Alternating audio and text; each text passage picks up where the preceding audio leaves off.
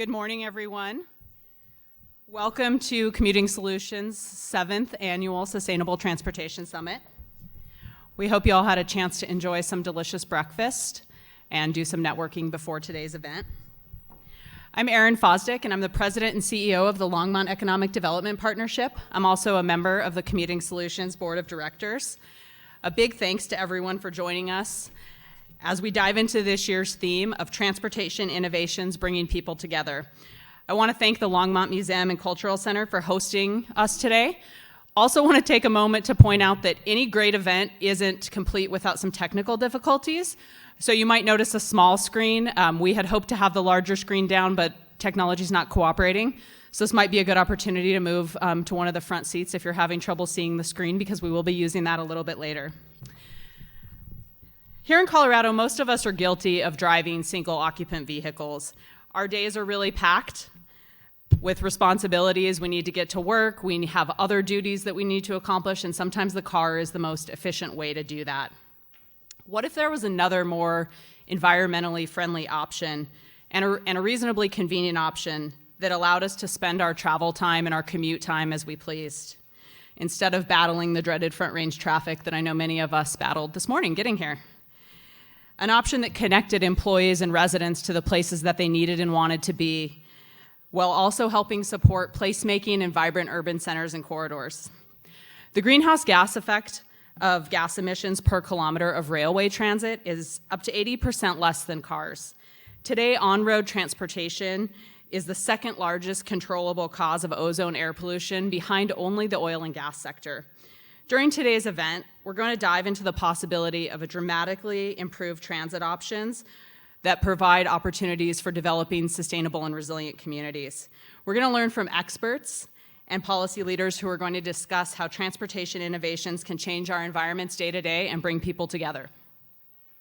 We wouldn't be able to host this summit without the generous support of the Commuting Solutions sponsors, so I want to take just a minute to recognize our 2023 presenting sponsors: Boulder County, the City and County of Broomfield, and the City of Boulder.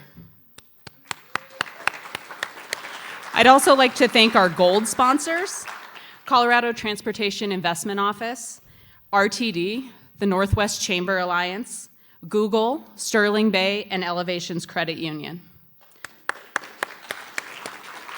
Finally, a big thanks to our silver and nonprofit sponsors. Commuting Solutions really appreciates your support. For 25 years, Commuting Solutions has been a strong advocate for multimodal planning and an advocate for the expansion of transit in our region. We're grateful to have the opportunity to advocate for the Northwest Metro region in this capacity so that we can work to create even more attractive and accessible region that helps us bring businesses and residents, and also helps reduce our impact on climate. Through our partnership with the Northwest Mayors and Community Commissioners Coalition, which represents the 9 jurisdictions in our region, we've supported the implementation of rail for more than 20 years. Through our collective efforts and really through our persistence, we've been successful in achieving amazing regional investments together. Full implementation of Northwest Rail is promised to our region, and it's a longstanding commitment that we still need to fulfill. We're really appreciative of the RTD board's commitment to fund the peak service Northwest Rail study, to explore starting the service by operating 3 morning and afternoon trains from Longmont to Denver. We're also incredibly excited about the prospect of bringing together Northwest Rail service implementation with the possibility of Front Range passenger rail. Recognizing that the BNSF alignment is being considered as a corridor alignment, we will continue to be a strong supporter of this approach at the federal, state, regional, and local level. And I think it's a really, really exciting time for us to be expanding rail in Colorado. Our state has also started conversations about tying land use and development with transportation investments to address climate. During the 2023 legislative season, this was creating some political divides, but we anticipate that these important conversations are going to continue into the next legislative session. We're pleased today to have brought 2 expert speakers from Washington and Oregon who have implemented similar legislation in their respective states and are going to demonstrate the possibilities for us. We hope you learn a lot during the event today and are inspired by the opportunities that lie ahead for Colorado. With that, I'm pleased to introduce our first speaker, Congressman Joe Neguse, Colorado's 2nd District Representative in the U.S. House. Congressman Neguse is the chair of the Democratic Policy and Communications Committee. He serves on the Rules Committee and Natural Resources and Judiciary Committee, and is the ranking member of the House Subcommittee on Federal Lands. We're thrilled to have him join us today. Please join me in welcoming Congressman Neguse.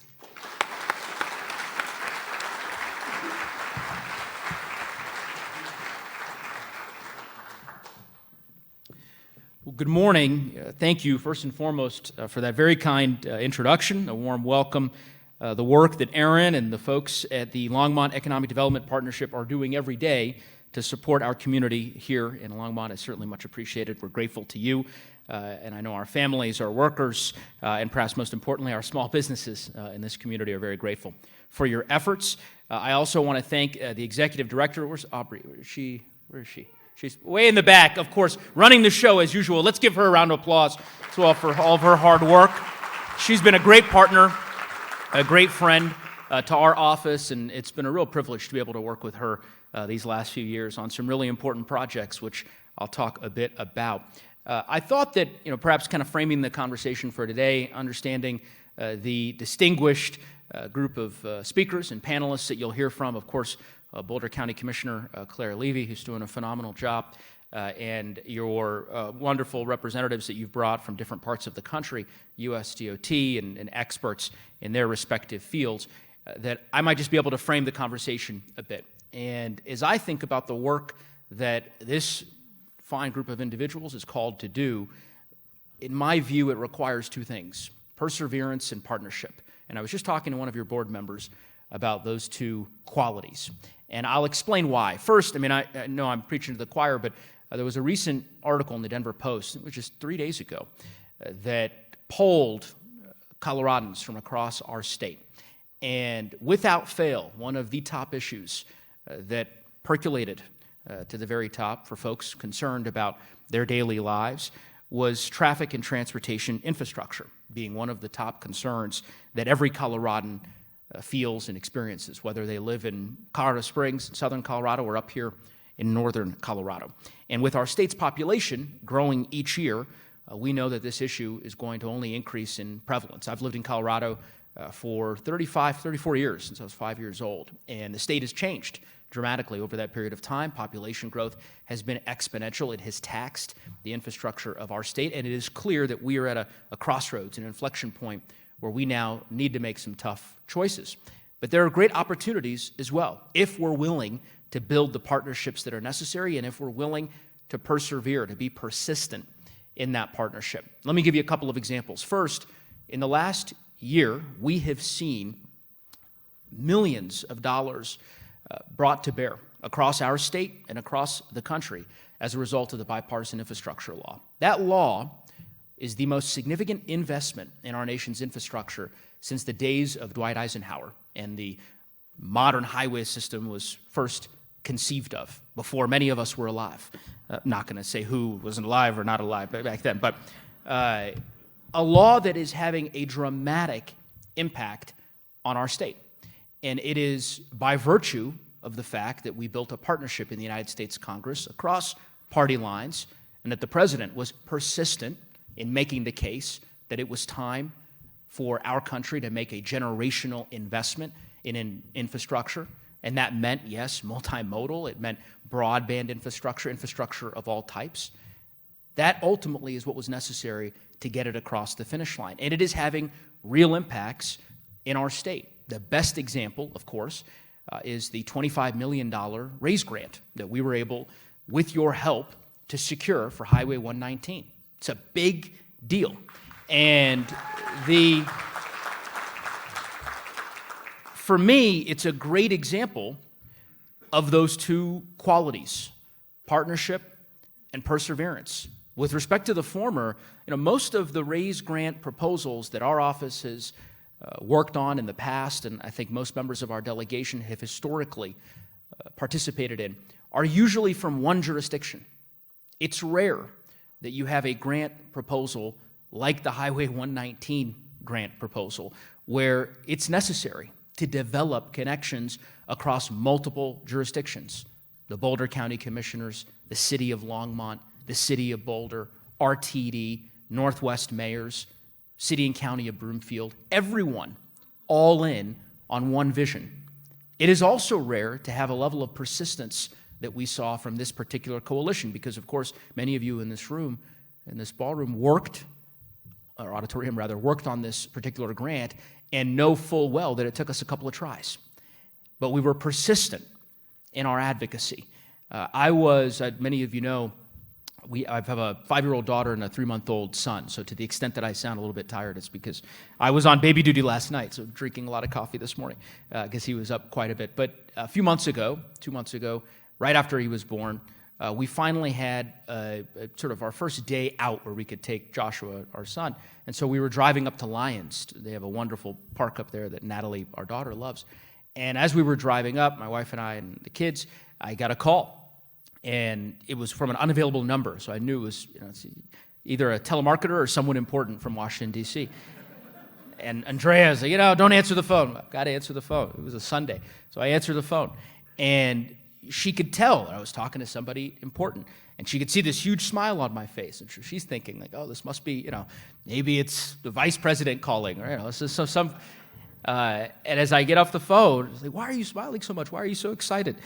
Well, we just got this raise grant, and it was Secretary Buttigieg calling to say that this raise grant would be approved for the Highway 119 project. It's like, that's why you're smiling? Not that Andrea, my wife, doesn't care deeply about Highway 119. But for me, it was a big deal, and the reason, in addition to the fact that it's going to have a real impact for the better for generations to come, is because of the persistence that it required of this community. Of folks who continually made the case to our office, made the case to officials back at USDOT in Washington that this was a priority worth investing in. And that level of persistence, that level of partnership is what was necessary to get it across the finish line. There are more opportunities to come. We're going to talk a lot, or I believe you all will be talking a lot today, about rail. We've called on the Department of Transportation in Washington to include Colorado's Front Range Passenger Rail Project in the Federal Rail Administration's newly constructed Corridor Identification and Development Program, which is a program that was created as part of the bipartisan infrastructure law. I know that we have representatives from Amtrak who have joined us here today. It's another example, a game changer that will require partnership and persistence. And this community certainly knows a lot about those two qualities, those two skills that I think are required of us to tackle these big challenges that face us ahead. So know that you'll have a partner in our office, that we will continue to be a champion for this community and for the multimodal transportation needs that the community is going to require so that ultimately our children collectively have a wonderful community that they inherit where they can live their dreams and raise their families, start their businesses, and more. And as long as we apply perseverance and partnership, I'm confident we'll be able to do all that and more. So thank you all for all that you do. Thank you for all that I know you'll continue to do, and let us know how we can be of help. Have a great morning.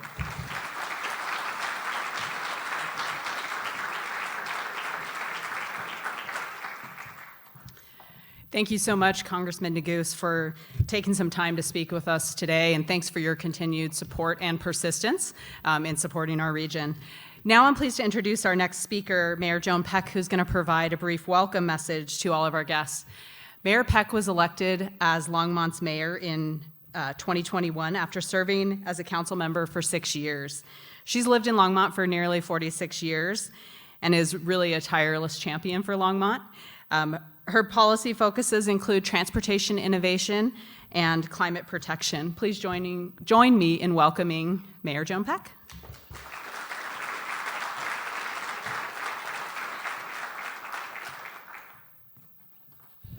Good morning, everyone.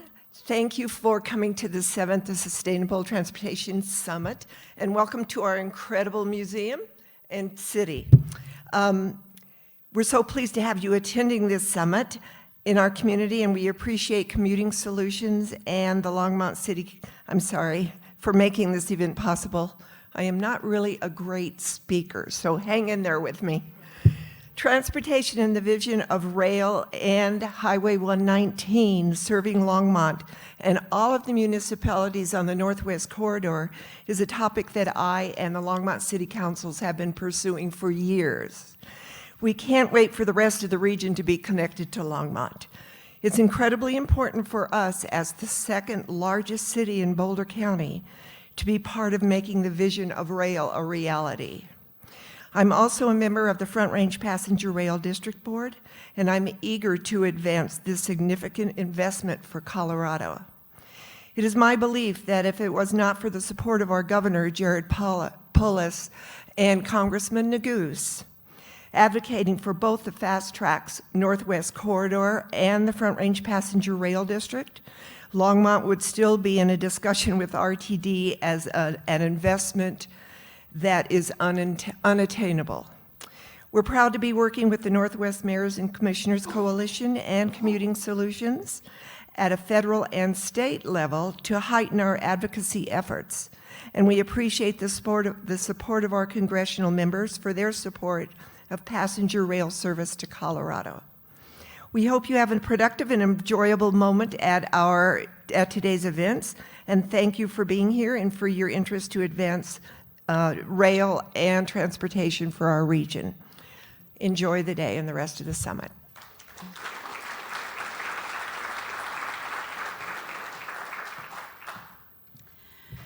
Thank you, Mayor Peck, for that welcome message, and thanks for all your support for Longmont and the Northwest region. Now I'd like to introduce our next speaker, Chris McShane, Commuting Solutions Board Chairperson. Chris is a Senior Vice President and Private Banker at InBank. Please join me in welcoming Chris.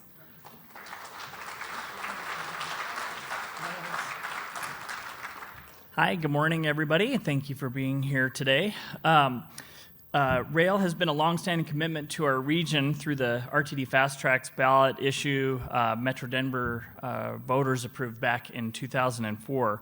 And while those first 6 miles started service about 5 years ago, connecting Denver Union Station to Westminster Station, the rest of that 40-mile corridor has not moved forward and would not for several decades unless we identify new funding, new partnership, and pursue new vision. We're excited to have convened many stakeholders who are intimately involved with the exploration of expanding passenger rail service in Colorado.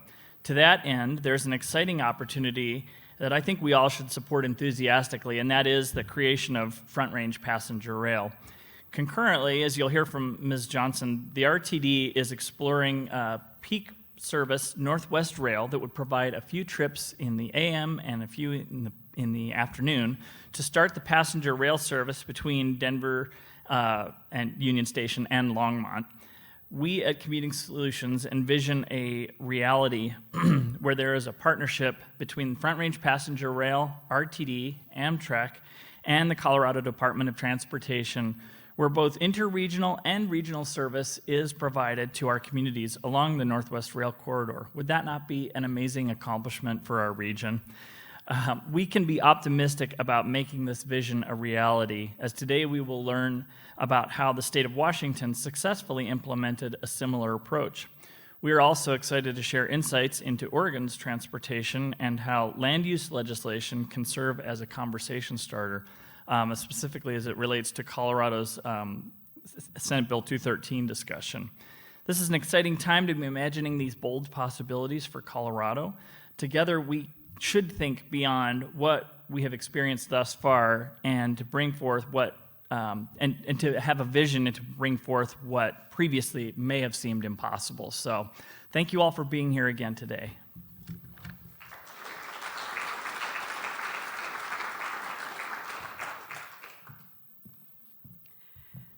Thank you, Chris, for that welcome message, and thanks for your continued leadership with Commuting Solutions.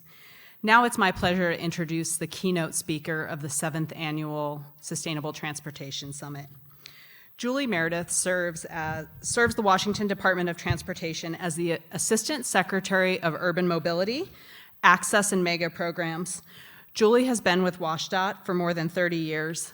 In her current role, she oversees transportation investments of more than $6 billion, bridge and highway tolling, transportation planning, and regional transit coordination. Within these groups, her portfolio includes designing and constructing mega programs, operating complex toll roads, and planning integrated transportation systems, coordinating with regional transit agencies, all with a vision to lead the transformation of mobility and support the agency's goal to build a resilient transportation system that is safe, sound, and smart. We are thrilled to have Julie join us from Seattle for this event. We'll have about 10 minutes after the presentation for audience question and answer, so please stick around for that and think about what questions you have for Julie. So with an eye towards future sustainable transportation in Colorado, there's so much to learn from the innovative transportation efforts being undertaken in Washington. Please join me in welcoming Julie to the stage.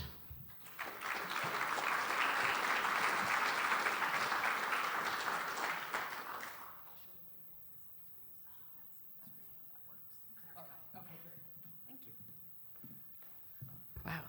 I was worried I wasn't going to be able to see, but it's really bright. So I'm so glad to be here. She said my name is Julie Meredith, and Congressman Neguse sort of took my thunder, because what you're going to hear a lot about from me is partnership, and perseverance is also a good word. So thanks for having me here. I'm going to share what we've been doing in transportation. There's a lot of land use and transit coordination that Washington State is doing, specifically where I work in the Puget Sound region, where a few of our major metropolitan areas are located, including Seattle and Bellevue. Yeah, I can't see the slides. But in 2022, we at WashDOT combined our offices of Urban Mobility and Access divisions, which includes the Management of Mobility, our planning organization, with our Regional Transit Coordination Division and our toll divisions, with the large-scale transportation programs called our mega programs.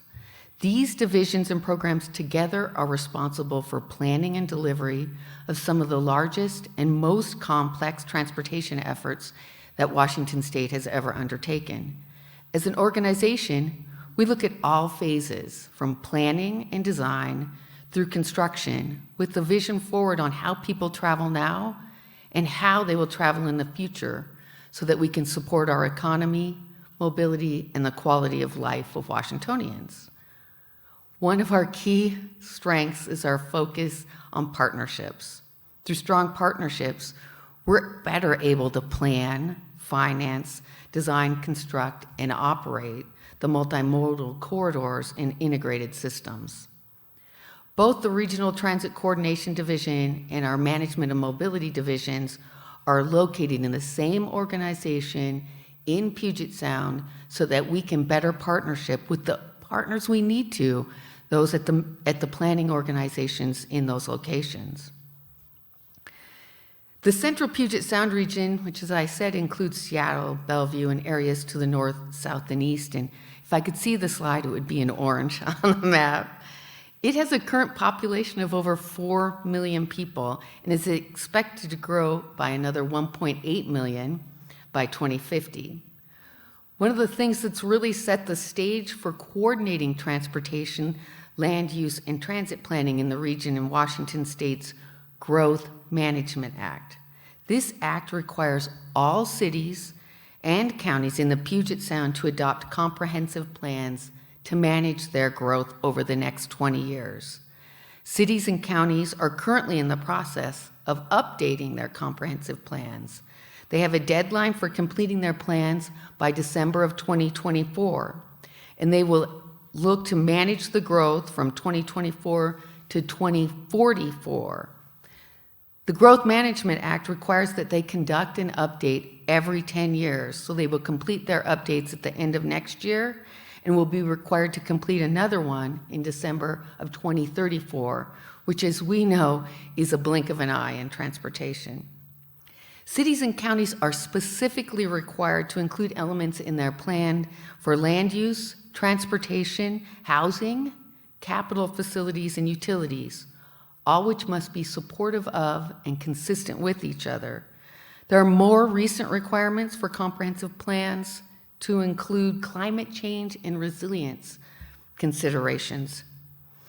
This growth management framework gives all local, regional, and state agencies a clear picture of what's being planned in each community.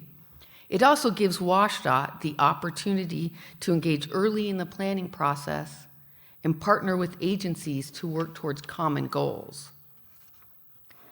One of the things that's unique in our partnership and coordination with local agencies in the Puget Sound is that we are all agreeing to work towards a regional, agreed to vision where population and growth will occur.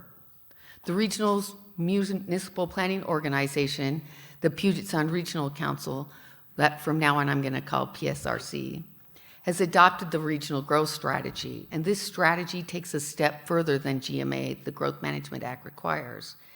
It directs growth to go within higher density areas in high capacity transit stations. The overall goal of this strategy is to link growth and development with high capacity transit investments in the region, providing a more multimodal travel option shed. We have fostered a strong partnership with our regional transit agency partner, Sound Transit. Sound Transit is the regional authority for the area responsible for planning, implementing, constructing, operating high capacity transit in the region, including bus rapid transit, light rail transit, and a heavy rail transit that operates in the north-south in the vicinity. As an agency, Sound Transit is in a period of significant planning and growth. On the left side of the slide, you can see their current light rail system, which is about 20 miles. And on the right side is their expanded system, more than tripling to 60 miles worth of light rail and a parallel BRT system on the east side. There will be over 100 bus rapid transit and light rail stations either on to or adjacent to WashDOT facilities in the future. The Regional Transit Coordination Division works closely with Sound Transit to advance multimodal transportation in partnership, both in planning and informing agreements for operation and maintenance alongside WashDOT's facilities. And I should say that the expansion that Sound Transit is undertaking requires a strong partnership, and it reflects a $40 to $50 billion investment in the system. Just an example of the strong partnership we have with Sound Transit. As some of you know, working in transportation, many of us are experiencing increased costs across the corridors, higher than estimated contractor proposals. Can I help you? Oh, no, I don't need to see it. Thanks, Sue. On a recent project, we had a project that was included bus rapid transit, which is Sound Transit's component, in conjunction with the development of our express toll lane systems on Interstate 405. We shared the cost of the program, 80% being paid for by Washington State DOT, 20% by Sound Transit. The bids came in significantly higher than either agency anticipated. WashDOT and Sound Transit needed to work together to determine what the next steps were, how to make decisions in a timely fashion to meet the contractor contract dates. In addition, we had very different governance structures to work through. It was only because of our strong partnership that we were able to coordinate decisions in a timely manner and agree to move forward to execute that contract. So as a result, you'll see express toll lanes and the bus rapid transit system meet the goals and deliver on time for the citizens. In addition to supporting the regional growth strategy through our partnership with Sound Transit, we also partner with the Puget Sound Regional Council through our management division. The Management of Mobility Division reviews local plans in King and Snohomish counties, two of the most populated counties in the region. Reviewing the plans allows us to provide comments and influence. So we look for project consistency between WashDOT and the local agencies. We look for complete streets. How did they address climate change and equity? And we make sure that they have a robust engagement plan so that everyone can contribute early in the planning process. While this is one of the primary ways we have, it gives us an opportunity to provide input on land use. We are limited at Washington State DOT because we do not have formal authority to approve or deny the plans. So again, it's through the strong partnerships that we have that we can influence the process. Some of the examples I'm going to offer on this, an example in Spokane, Washington, which is on the east side of our state. The city had annexed a rural area way back in 1981, and as the annex process, they offered and planned to build promised arterial streets. After development, and with even more housing proposed, and without building the arterial streets they'd planned, safety issues were identified where the local community was really having issues accessing WashDOT system. Safety improvements were needed. So rather than the $40 million arterial improvements that were necessary and identified up front but never built, a $500 million interchange was proposed by the local jurisdiction. WashDOT, in response, and after much consideration and discussion, proposed potential median closures along the state highway if any more development was approved. And this allowed us to gain a seat at the land use table, and we were able to partner with land use groups and the city for a more reasonable and measured build-out plan.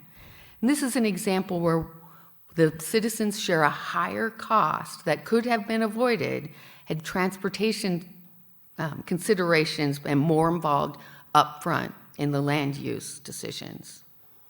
Another example, which is a more recent example in Puget Sound, is where a local municipality is proposing a future land use change, a change to the vision that we've all agreed to, meaning the proposed growth that they would like is outside the current growth boundary. In addition to concerns that WashDOT has about it varying from the agreed-to vision, it has the potential to impact our facilities that directly border the change. We are currently constructing an interchange, more than $200 million, which was a supported investment by the local community and a very desirable upgrade to the interchange, that if the city is successful in changing the boundary, we will be making the interchange potentially obsolete by the time they do the change in the growth. This is something that I'm watching very closely, and that really shows why alignment with the regional growth strategy is critical for all parties. It emphasizes the importance of a regional growth strategy because without it, the pattern that I just described would be more common. Not all of our coordination and review of the land use plans is to correct something that we see going wrong. Through land use review, we are able to work with the agencies to influence the policy decisions that impact travel choice and the travel experience. Review and provide comment letters on growth alternatives that the cities are considering as part of the environmental impact statement processes. And in this role, we identify and support the alternatives that is most closely aligned with WashDOT's transportation goals. As an agency, we see several additional ways to advance the integration of land use and transportation decision-making. Roger Millar, our Secretary of Transportation at WashDOT, is committed to changing the future of mobility and is a leader in the country in many of these things that I'm going to talk about. He has advocated that transportation needs to be in the land use business. Transportation and land use is tied to housing decisions because having to travel long distances to find affordable housing becomes an affordable housing and transportation issue.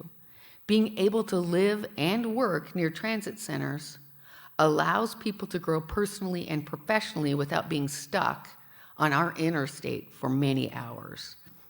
Developments and expansion without transportation involvement often leads to more expensive fixes for WashDOT and our customers after the fact.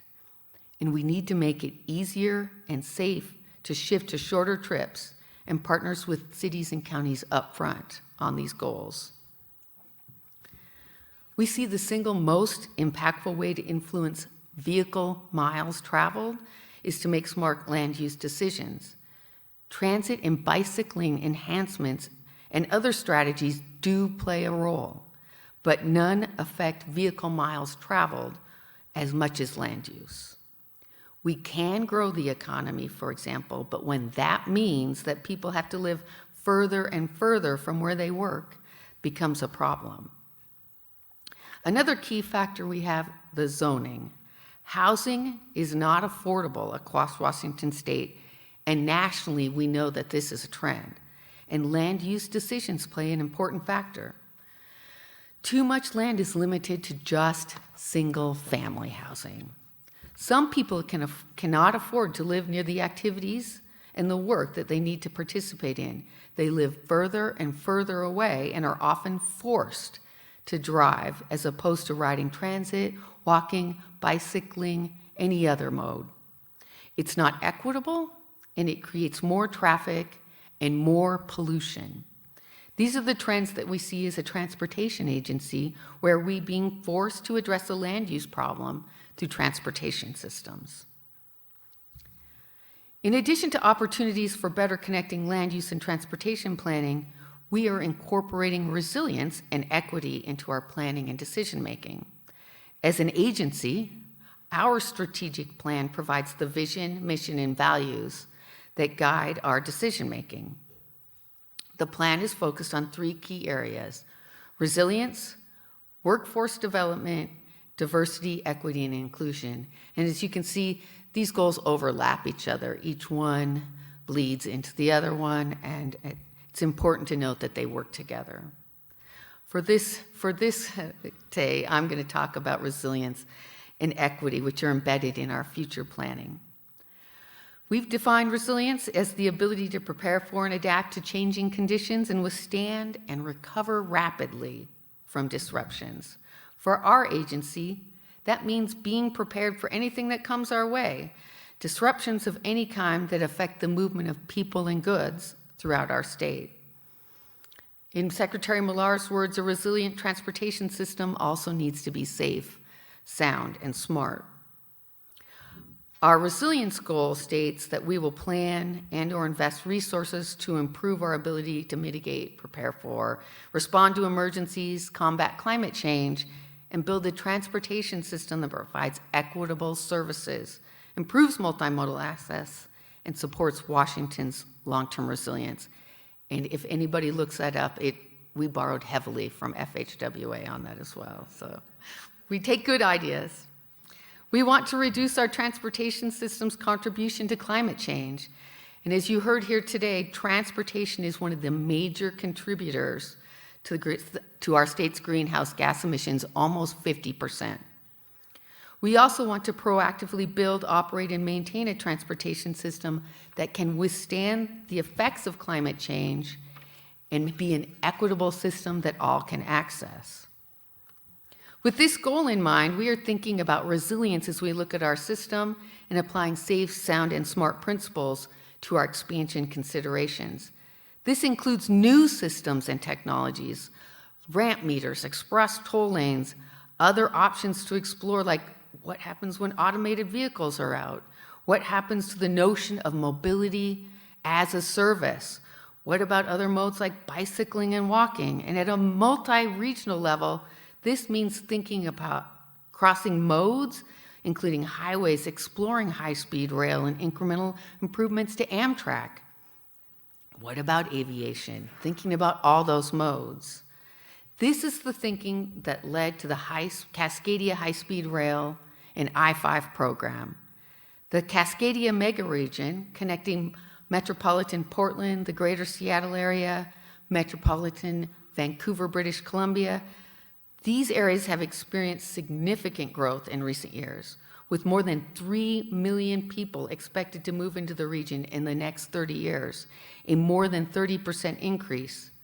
Our regional leaders have an opportunity to choose how they respond to this growth. We are collaborating with the state of Oregon, the province of British Columbia, the private sector, and regional partners to explore how high-speed, high-capacity corridor can better connect the Cascadia megaregion, High-speed rail, along with other investments in transportation, can have significant potential to link the metropolitan areas of Portland, Seattle, and Vancouver, British Columbia, and to transform our region and make it more resilient. Last year, WashDOT started to work and begin a master plan for the I-5 corridor from Canada to Oregon. At the same time, the ultra-high-speed ground transportation study was in the process of submitting a grant application for federal funding to advance planning and engineering work for a high-speed rail connection between the areas of Portland and Vancouver. We see an opportunity to integrate these two planning efforts into one program. The program will work closely with WashDOT's aviation division to understand how air mobility can play a role in supporting future mobility within our state. This is the first time in my 30-plus year career that we have been looking at all these modes together in agency, and it will require an even stronger partnership with our local, state, and federal partners, as well as our tribes, the communities we serve, and private industry. I look at it as, how do we keep I-5 resilient? It is the backbone of our state. And how do we preserve it and grow it to be the asset it can be while we look to the next 75 and 100 years? And how can we support our economy, mobility, and maintain or improve our quality of life? The engagement will be coordinated effort. We will work closely with our municipal planning organizations and our local communities to talk about what kind of future they want and the role that land use planning will have in that. Sound Transit will also be closely involved in planning for multimodal connections. We are being challenged to think long-term and deliver on the state's transportation investments. But in order to plan the future, we need to think bold now. It's an incredible opportunity to advance our goals, to think of sustainable growth, to be resilient and have equitable engagement. I know it's going to be a challenge. It's the thing that keeps me going here at WashDOT, and I'm looking forward to the challenge. So thank you again for inviting me here. It's been great to hear, and perseverance is what it's going to take for all of us to bring these things to fruition. So thank you.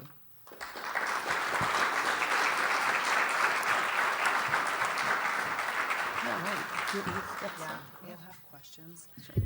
Thank you so much for that inspiration. It's great to see that you're doing so much in Washington. We have some time for questions.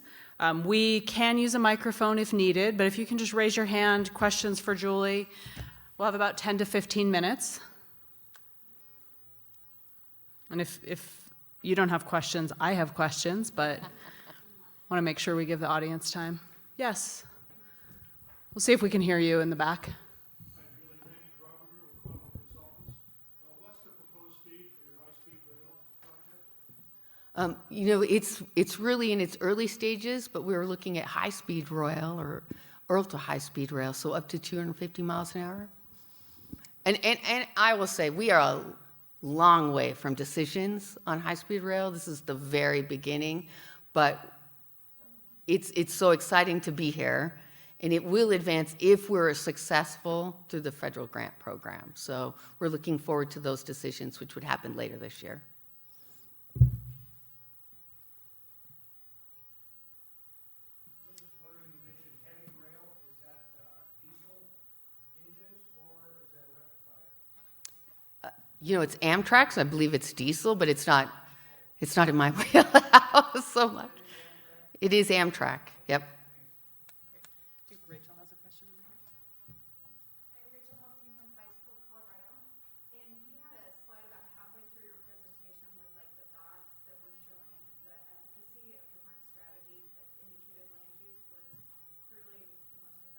Yes. Where did that site come from? What was I think it came from Smart Growth America. Yep. Thank you, Julie. John Putnam, formerly of USDOT.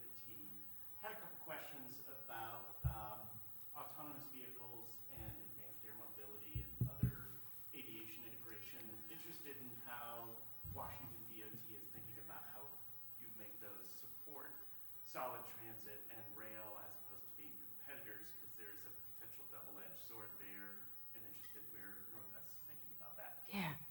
It's a great question, because we have never done planning in consideration of air mobility before.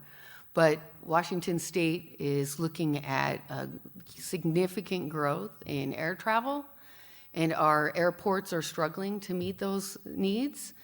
So we're going to be looking at how does air mobility serve, say, within the state of Washington, and how does a light rail system, how does a high-speed rail system, how do those partner with each other so that we can make the most of the investments, so we don't overlap? And what does that mean for the footprint? So we want to make smart choices about where we apply our funds. We also want to make smart choices for climate change. So we want to make multimodal connections easier and more efficient for everybody. And you can tell that the footprint at an airport is very significant. So how do we serve and make the most out of those connections?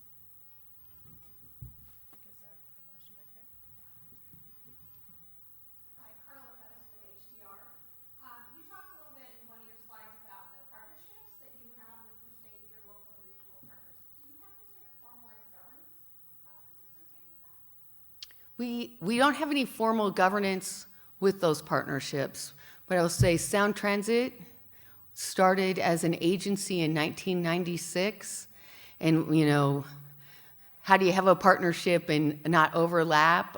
I think for the first 5 years as an agency, we knocked elbows with Sound Transit for quite a while.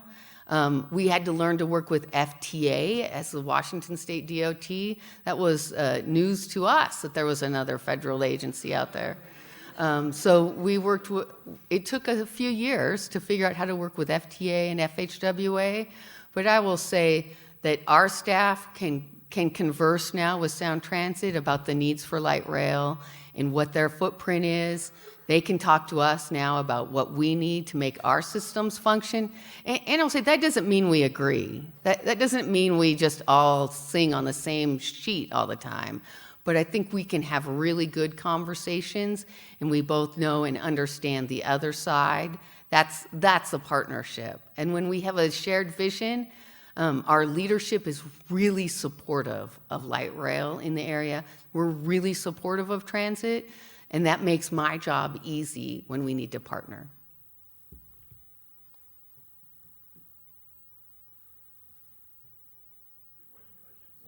Other questions? Do you have, yes? Andy Carson from Range Rail. How is the current system funded, or has been funded, if you're able to speak to this? And what kind of funding are you looking for the expansion moving forward? Which system? The existing system that you have now with Sound and the one that's going to be Yeah. expanded? So Sound Transit is funded through a tax in the Puget Sound region. So they have a sales tax for them. And it's funded up to, I think it's between 40 and 50 billion to expand the system out. When high-speed rail that I was talking about, we applied for two grants. We won't know until the end of the year whether we were successful. I mean, fingers crossed that we're going to be able to be successful through that process. Did I answer your question? Yeah. Any other questions? Oh, yes, ma'am. David Singer, CDOT. Curious about the mega program model. Can you talk a little bit about the synergies and challenges of one program delivering, moving a lot of these ideas through project delivery? Yeah. So you work for CDOT. So WashDOT, probably like CDOT, is broken up into regions, 6 regions.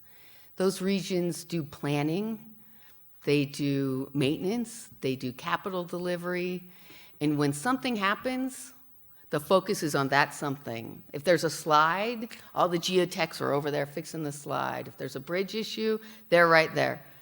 Maintenance and preservation take first front. Operations take first front. And that perseverance it takes to deliver a mega program, you've got to be singular focused on just the delivery. You can't run off and do the pass clearing because you've got to do your work on the mega program.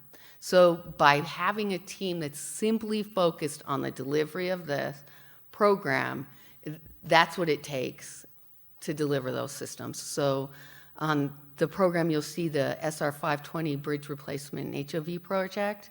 I started that program in 2003 when they passed a transportation package. It took probably 6 or 7 years since 2003 for us to get a half a yes on that project. And it was to replace a bridge that was vulnerable. It really needed to be addressed. So it's with that singular focus that it takes to gain how to get to yes and then to implement it. So those projects that were listed as mega projects, 520 is a $5 billion program, 405 is a $3 billion program, the Gateway Project is another $3 billion. I mean, these are significant investments in the system that address either seismic vulnerability needs. 520 was a wind, weather, seismic vulnerability need. They all include multimodal features, are heavily transit featured, or the Gateway program is doing connections to our ports for our economy. And all of our mega programs include a portion of tolling or express tolling as part of them. So we're trying to do the look forward to the future. I think we have one more question that I saw. Devin and Julie Holder Chamber. I'm interested in learning more about what equity lens this transit plan is being viewed through, and to see how that can reach through marginalized communities as transit starts expanding. Washington State just passed the HEAL Act and the PAIR Act. Both have equity portions of it. So we'll be looking at all the investments we do through an EJ lens, which we're just beginning that today.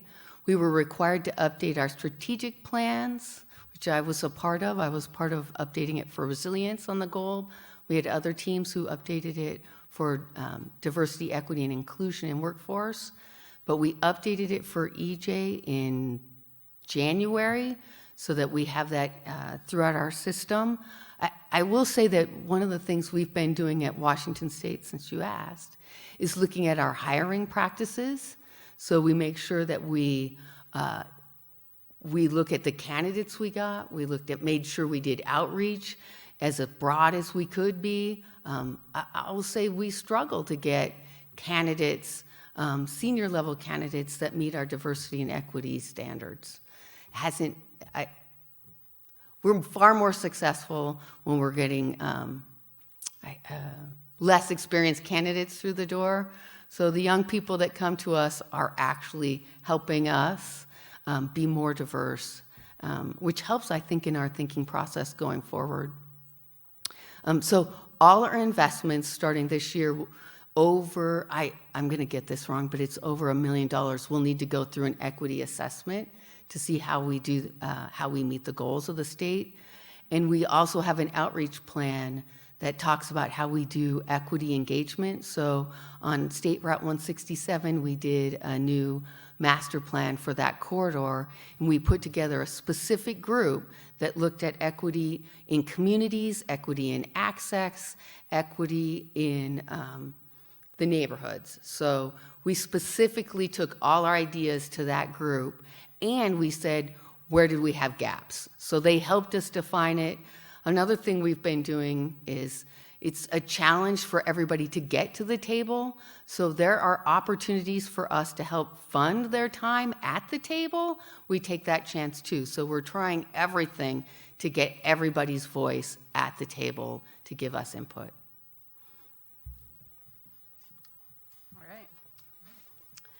Thank you so much, Julie, for sharing your experience on these important topics. I'm so glad I could come here. Yes. And thanks so much to the audience for your thoughtful questions. That was really great. The good news is we have a break now. Everyone can get up and stretch. We have a snack out in the Swan Atrium. This is where you had breakfast. We do ask that you be mindful of the time. We'll start back in about 15 minutes, so please be back in your seats at 9:45. You'll just walk right out the door here. Take the time that you need to refresh, say hi to your colleagues, and we'll meet back here in 15 minutes.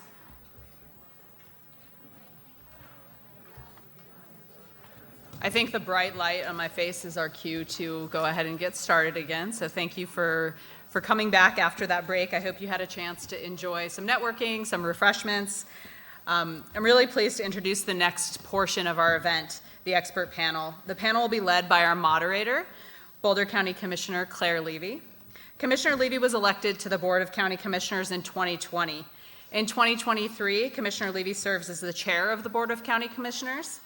Her other leadership roles include serving on the Board of Directors for the Denver Regional Council of Governments, serving as a member of the Northwest Mayors and Commissioners Coalition, and serving on the Board of Directors for the Front Range Passenger Rail District. Please join me in warmly welcoming Commissioner Levy.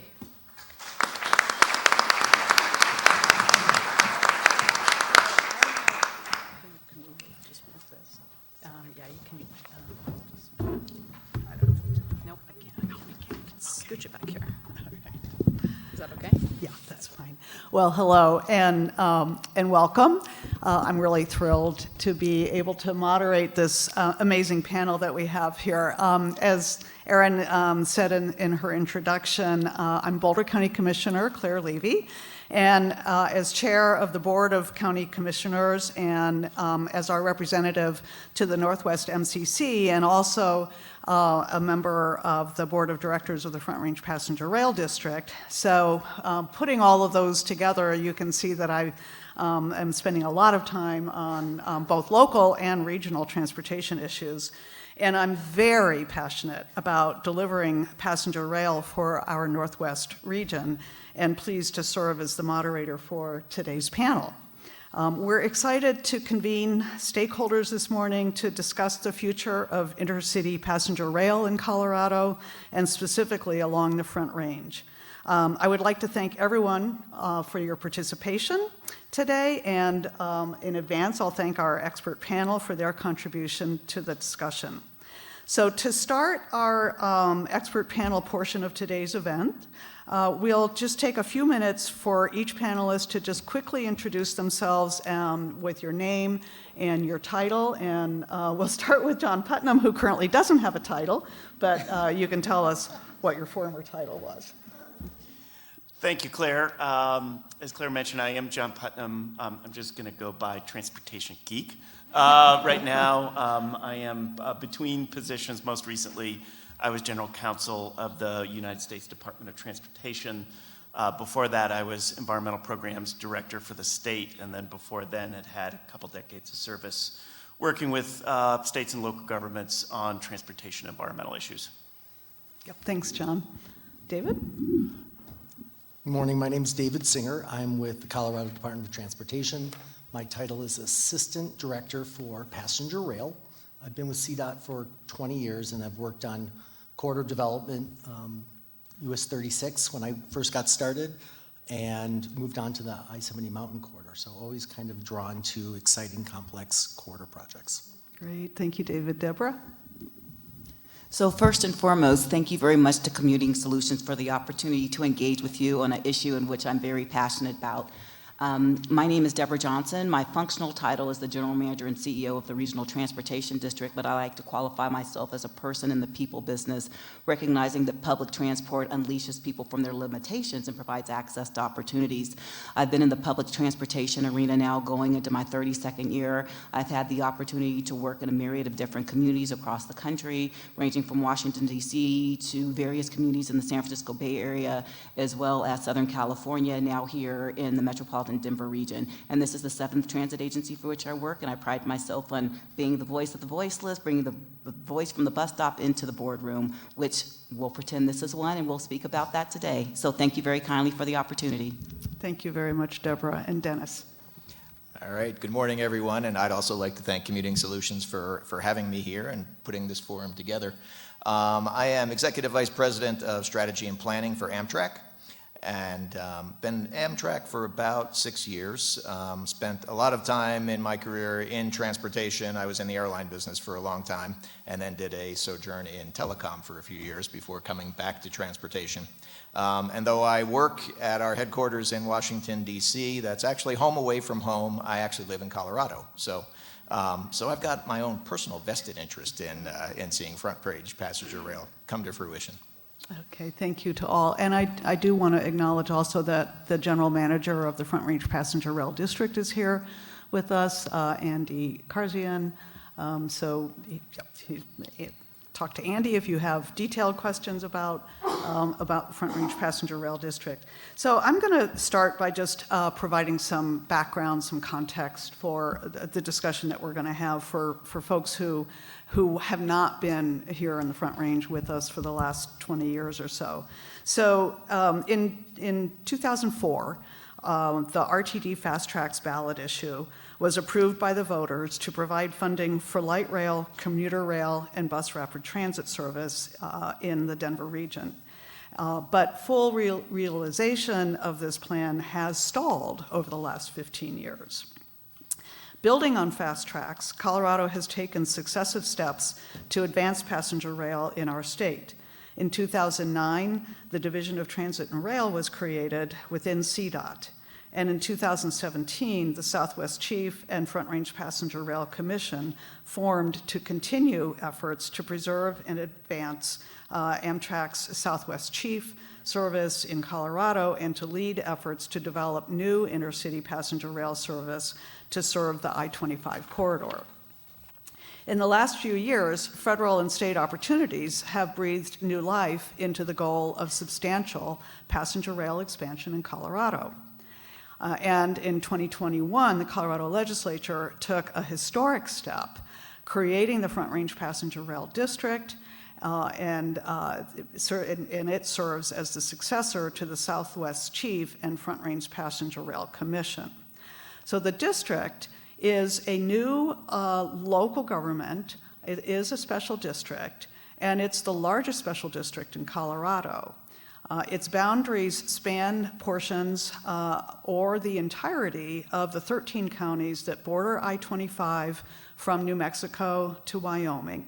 And the Front Range Passenger Rail District is responsible for designing, financing, constructing, operating, and maintaining a passenger rail system along the Front Range.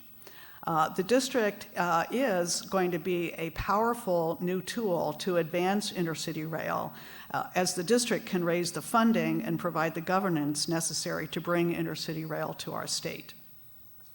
The 2021 Bipartisan Infrastructure Investment and Jobs Act is providing $1.2 trillion in federal funding opportunities to support transportation infrastructure improvements across the country, with $66 billion of those dollars having been identified for rail improvement projects alone.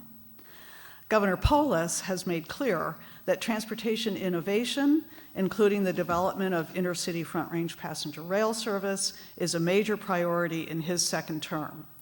Although the route has not been finalized, if I can speak on behalf of the Northwest Metro region, through my role on the Northwest MCC, I would say that we in this region enthusiastically support the prospect of Front Range passenger rail and expanding intercity regional access. We're studying whether Amtrak should be the operator of this new regional passenger rail service, and we look forward to hearing more from our panelists about these potential partnerships and the opportunity Front Range passenger rail service provides to potentially implement RTD's Fast Tracks Northwest Rail project. So with that rather lengthy background in mind, I would like each of the panelists to take about 5 minutes to share your perspective on the partnerships and the contractual commitments that would be needed to bring Front Range passenger rail to fruition. And I think we'll just start. I love the way you're lined up here because I think that is the right way to go about addressing this. So if we could start, John, with you, and in about 5 minutes. Terrific. Thank you, Claire, and thanks for the invitation, and thanks for Commuting Solutions for bringing me here today. Here's the exciting news. We're actually in Infrastructure Week. We've been talking about Infrastructure Week for seems like decades. To Representative Negus's point, we have a historic moment, historic opportunity through the bipartisan infrastructure law. But it's limited. It's a 5-year bill. It's not enough.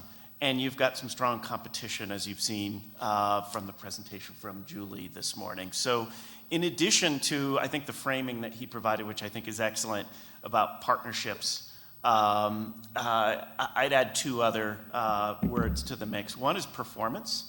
To compete with the others for this money, because it's going to be oversubscribed, you've really got to perform and you've got to really make a great case to show why Colorado deserves this money and this project deserves this money, or projects deserves this money.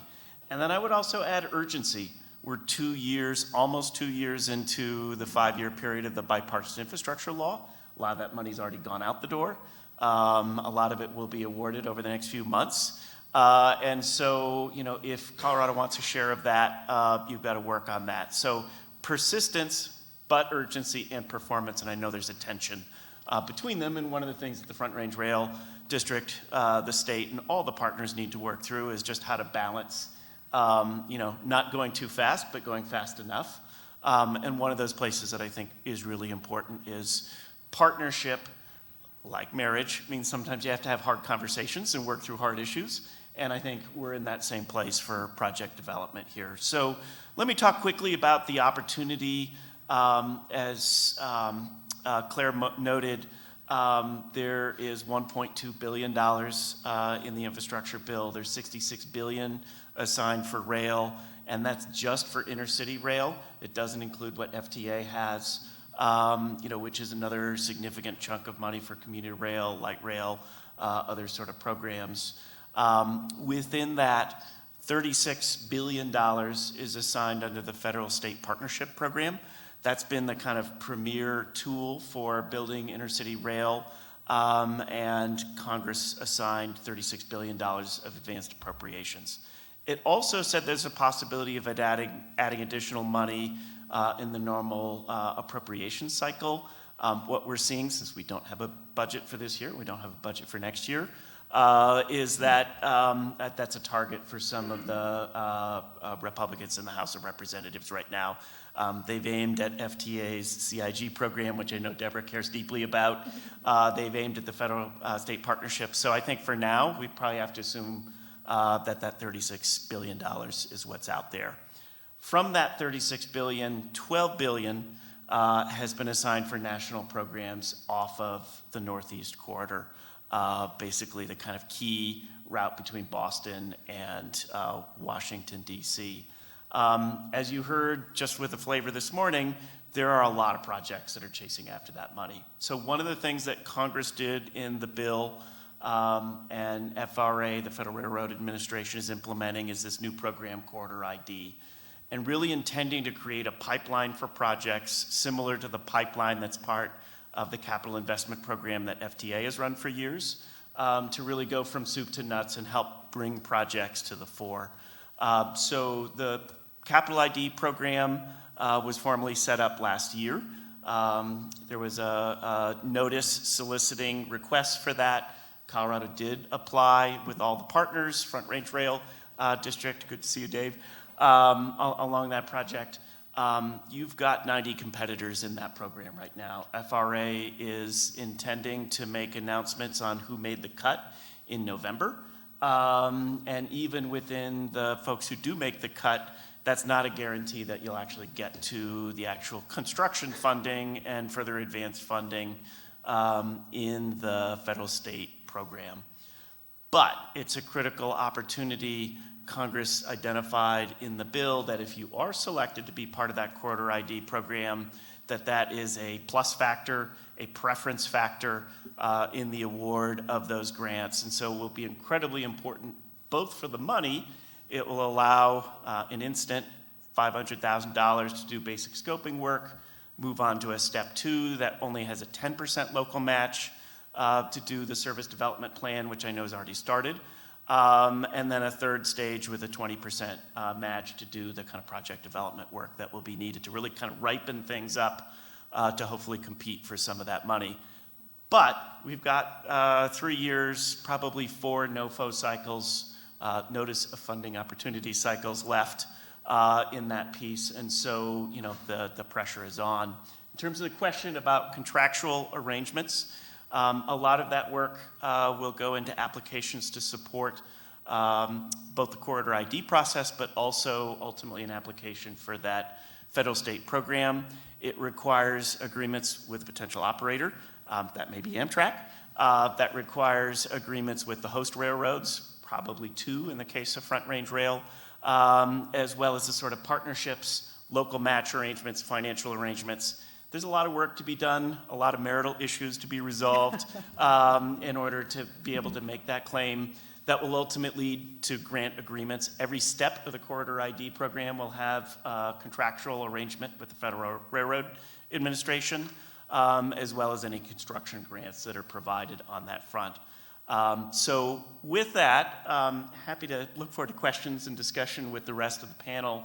But I think, going back to the persistence and urgency point, I think you've got to master the details because Washington, DOT, Sound Transit, Texas, and others are doing that. But you've also got to have that compelling story backed up by numbers, backed up by solid data. Why do we deserve this money? And none of the 90-plus other projects out there. Actually, some of them will get that money too. But there's a real competition here. And how do we justify for Congress that this money should be renewed when that 5-year period is up? Because we know that the 5-year bill is historic, but it isn't close to enough. Well, thank you, John, for that. I think you can tell immediately, and you probably already knew how lucky we were to have John in the DOT in the first place, and now to have him back here in Colorado with that knowledge that he brings to this. So David, could you bring your perspective from CDOT? Thank you, Commissioner. I think this group understands that partnerships are essential. No one entity can advance a mega project You might alone. want to pull the microphone a little Closer? Okay. It's important to open up the tent and bring stakeholders and various perspectives in so that everyone can help shape and deliver that vision. It's also important for each entity to bring their role and their strength and know that responsibility. And that's part of that marital conversations is kind of, Julie talked about bumping into each other in early stages, but I think getting a rhythm on these complex corridors is really essential. The project manager for the service development plan, which I'll talk about later, but I'm coming from a technical perspective, and performance is something that I wanted to dig a little bit deeper in. We know that the passenger rail doesn't start and end at the platform. Having other trips, having transit, having a high-functioning multimodal system is really important. So it's RTD, but it's also Transport and Mountain Metro and Outrider and Mustang, all working in harmony so that all those systems can complement one another and get to a higher performance. Same with scooters and bike and ped, so it's an integrated system.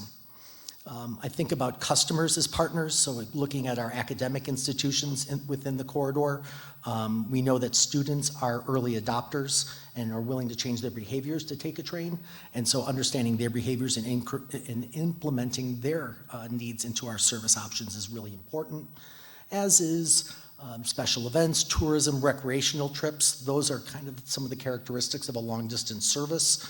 So all of those activities that are happening, whether it's our retired, our disabled population, our veterans, all tourism, folks who are coming here and using the train as part of the experience. Again, that fits into and defines our service options. And then finally, our business community, are there chambers, are there business improvement districts at the local level that will help? We're looking to target major markets, and so there's our high population and employment centers, and so that's a part of the partnership as well. For all the things that CDOT brings, whether it's engineers or modelers or biologists, there's limits on what CDOT can do. So we look to NGOs, we look to TMAs to help promote and market and advocate for this idea. And so that's going to be an important partnership. And I say that not to pander, but I know the role that Commuting Solutions and the like have had in delivering important projects. Governance at the local level is really critical. Communities that do local planning looking to the future, we've talked about land use earlier this morning, but that demonstrates their readiness. Longmont and Boulder and communities along the corridor have done station area planning that it shows that they're forward thinking. At a regional level, COGS and MPOs can come together and say, maybe not consensus, but buy-in on a vision, knowing that each of their individual communities are affected in different ways. And then I wanted to talk a little bit about FR8 as a partner too. They're providing oversight. We talked about the funding opportunity, but their guidance and their process has been really helpful. They have lessons learned on successful and unsuccessful corridors that have been considered across the country, and so we want to stand on their shoulders. As much as all of us think about trains and have needs and wants and perspectives, whether it's placemaking or branding or the menu on the dining car, they help us focus on what's first. And so that leads me to the contracts. John talked about the operator, whether it's Amtrak or another entity, they're going to have a business model on fares and pricing, labor, security, technology, and service that they'll bring to the table. And so that's a negotiation as Colorado makes that choice. Similar fleet is also a compelling and exciting idea with emerging technologies and understanding their safety, their readiness on our facility, the railroads' willingness to take that fleet on their facility, and the availability of that is also a lot of things that go into the fleet conversation and contract. And I think most important is the railroads themselves. We're talking about a public benefit. The railroads have a bottom line and have shareholders. And so how do we have that relationship? Where is that win-win where passenger rail and additional trains on their tracks is a perceived burden? So that's a very important conversation that Colorado has to be united and intentional about. Okay, thank you, David.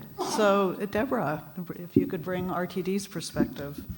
Yes, thank you so much. And I would agree with everything that John and David said as we talk about partnerships. So I'll just expound and provide some clarification further to the vantage point in which RTD brings, recognizing that we are a regional transit provider, but relative to fast tracks, for all intents and purposes, relative to the comments that it was stalled for 15 years, I'd be remiss not to state that during the past 15 years, we were able to deliver on the ABG and N lines, in addition to the Southeast Rail Extension, as well as the Flatiron Flyer. So while we have not realized the Northwest corridor relative to having rail, I think this is a great opportunity to engage and have a discussion about the importance of partnerships. And one thing that's happening right now is working in tandem with the local jurisdictions so we can develop a common set of facts, and we're doing that through our Northwest Rail feasibility study.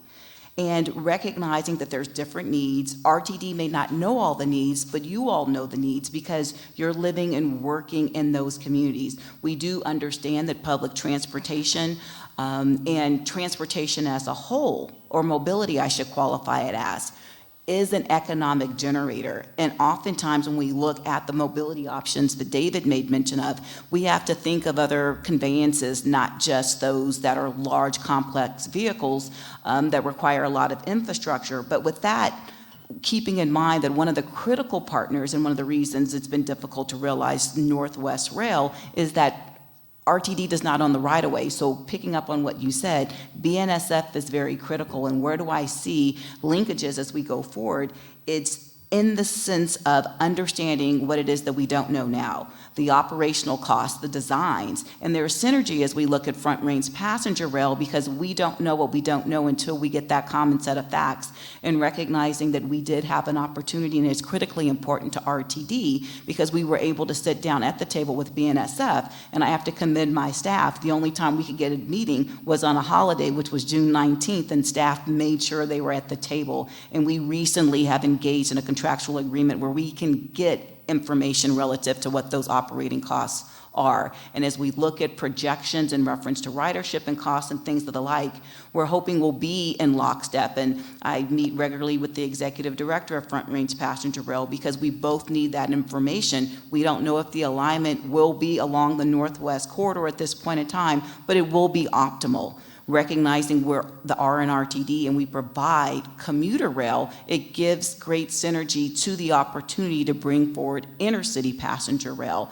And we need to ensure that we have a comprehensive transportation network for the region, because not everybody's going to live close to a station. They need other options in which to get there, and we have to be willing to lean in at the table and have those conversations quite naturally in order to ensure that we bring this to fruition. And so, to the point that were raised, local communities, relative to TMOs, businesses, academia, not to mention our obvious partners being federal government, i.e. be it FTA, be it FRA, and the individual sitting at this table in and of itself. We have to be open to having conversations. We also have to ensure that we're courageous with those conversations and be vulnerable when we have those conversations, because we may get to a point where we're going to have to make tough decisions, and recognizing that we don't have to be disagreeable when we disagree. What's the end game that we're trying to achieve? And that's to move people in this mega region and ensure that it's competitive. And with that being said, RTD is here for it as we talk about support letters, as we talk about having experts within our ranks with our talent.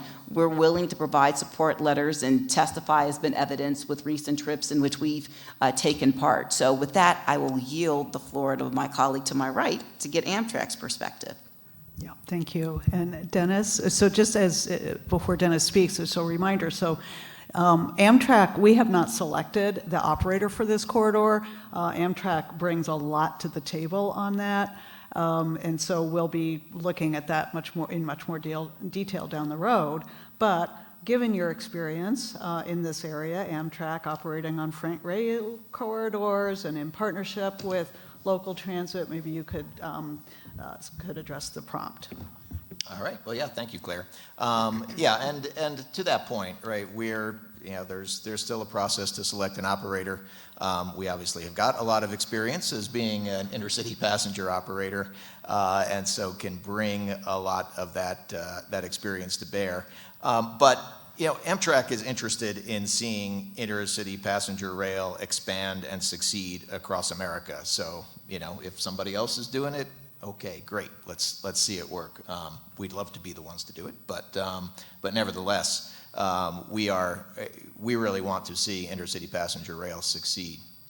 So, from all of the other panelists, you kind of have gotten a pretty good cross section of all the different stakeholders. I mean, it really does start with the communities that are going to be served. So many of the people in this room represent partners that are very important. One of the members of our board of directors is former mayor of Macomb, Illinois, town that's served by one of our state-supported services. And as he always reminds us, is mayors and the local communities are critically important to support for the rail services that get provided. I mean, that's the service, the Illini and Saluki, the Carbondale service in Illinois got started largely because there was a good amount of groundswell of support locally to make sure that could happen. And so it really starts with the local communities as being partners. And then, you've kind of heard the litany from there. Obviously, we would, if we were the operator, whoever the operator is, would be working with the district and the state as and I'll come back to that a little bit. That's kind of one of the key contractual, when it gets to contracts, that's one of the key areas. But the railroads that the service would operate over is critical. At Amtrak, we own most of the Northeast Corridor, the railroad between Washington, D.C. and Boston. Not all of it, but most of it.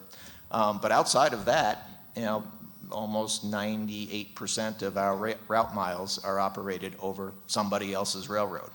And David referenced that, and then we have partners, like RTD. We've got commuter railroads in the Northeast who operate over our railroad. So we're kind of on the other side of that equation there as well. So cooperation, getting a good agreement with the local entity, whether it be the state or a district that's going to support the service, and the railroads are key. There'll also be, in some cases, there might be contractual issues with owners of stations as the service development plan proceeds and it's determined where the stops will be and what the stations are going to be. You know, some of those stations might be owned by some private entity today, and so there'll be some work that will have to be done to figure out the access and how that's going to work. So a lot of different players that are involved. You heard the reference to the FRA, the Corridor Identification and Development Program is a great program. You know, we at Amtrak had put out our vision of where we thought intercity passenger rail could be successful around the country. Front Range was one of the routes that was on that vision. We're now sort of, you know, we like to think that helped with moving things along with the bipartisan infrastructure law and the program that now exists for development of corridors. But that really now is the vehicle that the Federal Railroad Administration's Corridor Identification and Development Program is the vehicle to move forward.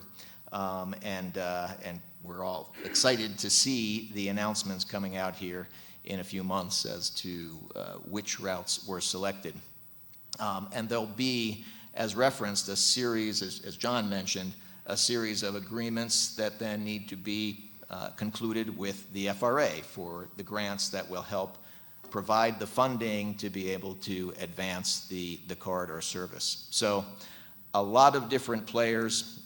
You know, we at Amtrak have got a lot of experience in this area. We currently work with 17 states, 19 different entities within those states to support 28 state-supported routes across the country. So this is kind of something we do every day. And we've got, one of the key contracts is we've got an annual operating agreement with the state or the entity that's supporting the service to provide that service. And that's one of the key elements that needs to be concluded to move the service forward once you get into operation. That's after all of the work on figuring out the capital and the infrastructure work that needs to be done to actually initiate the service. So lots of players, really exciting time, and we're looking to, whether we're the operator or not, looking forward to seeing success for Front Range passenger rail.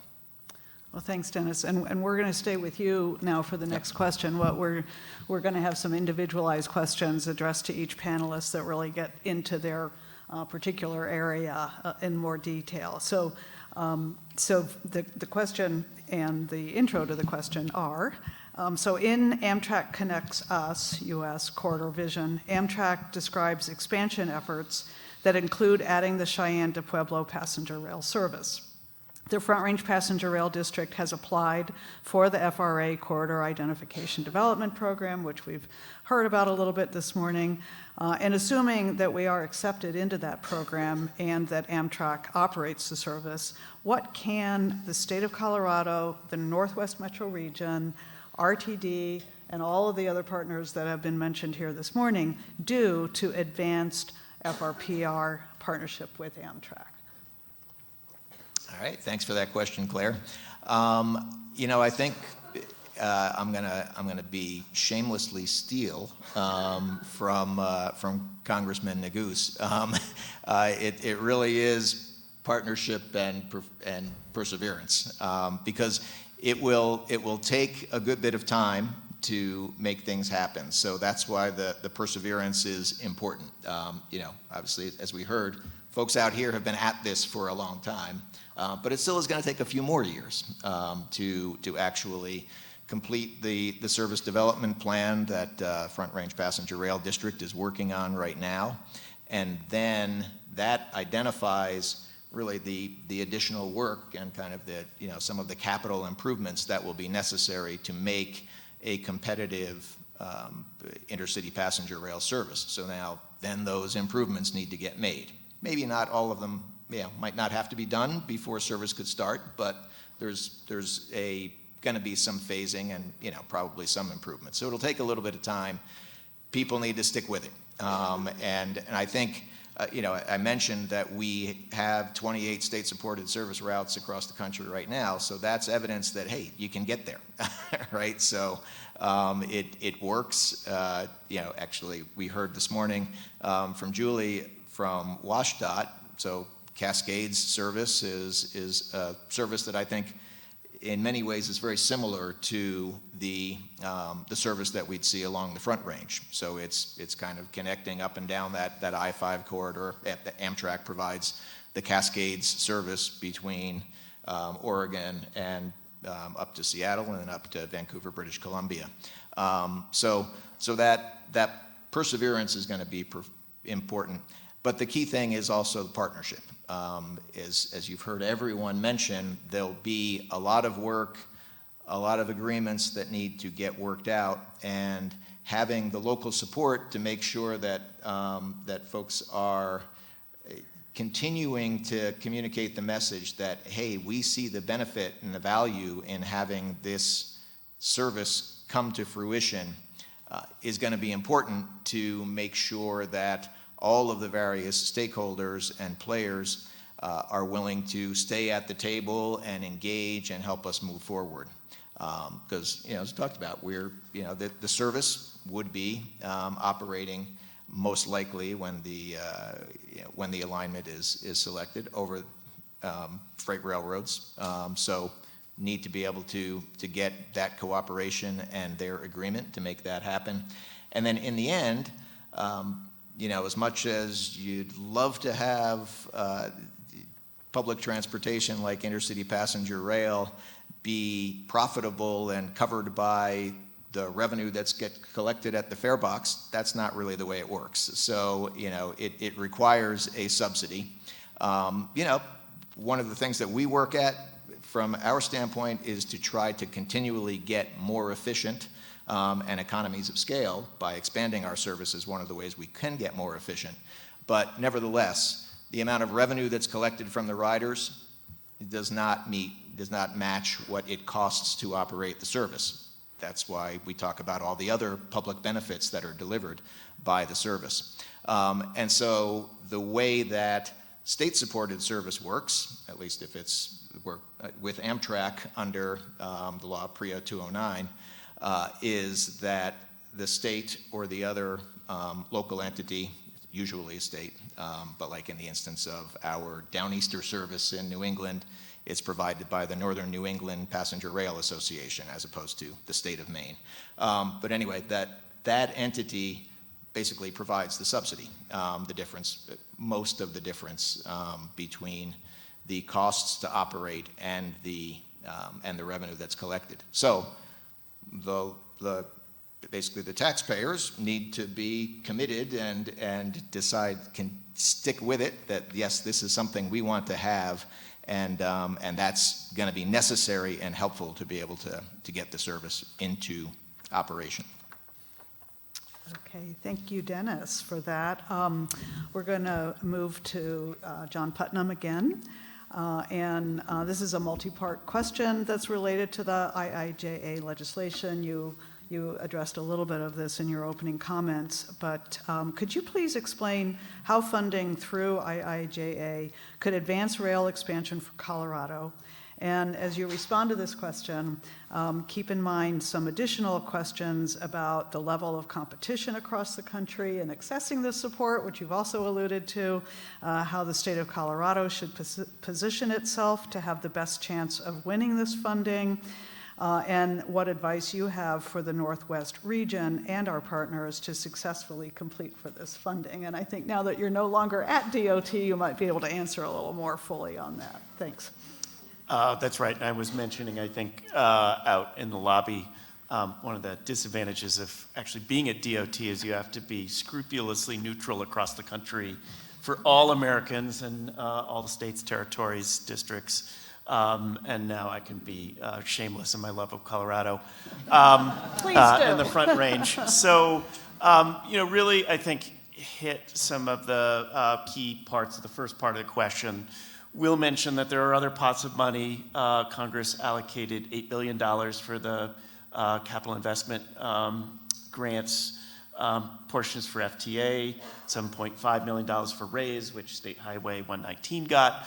There are a number of different pots of money that are out there. Every one of them is oversubscribed, with one or two small exceptions that are not relevant here. And so, the competition is stiff, and, need to be able to formulate, a very competitive application. And so persistence is important. 119 is informative. It was a success, but it took more than one try. You've got to, mind your P's and Q's, look very closely at the notice of funding opportunity and make sure you're answering all the questions as quantitatively and qualitatively as possible. You've got to take advantage of the opportunities to do debriefs if you don't win the first time, and improve your application to address some of the questions that, in this case, DOT Office of Secretary had. Another case, it could be FRA or FTA or another entity.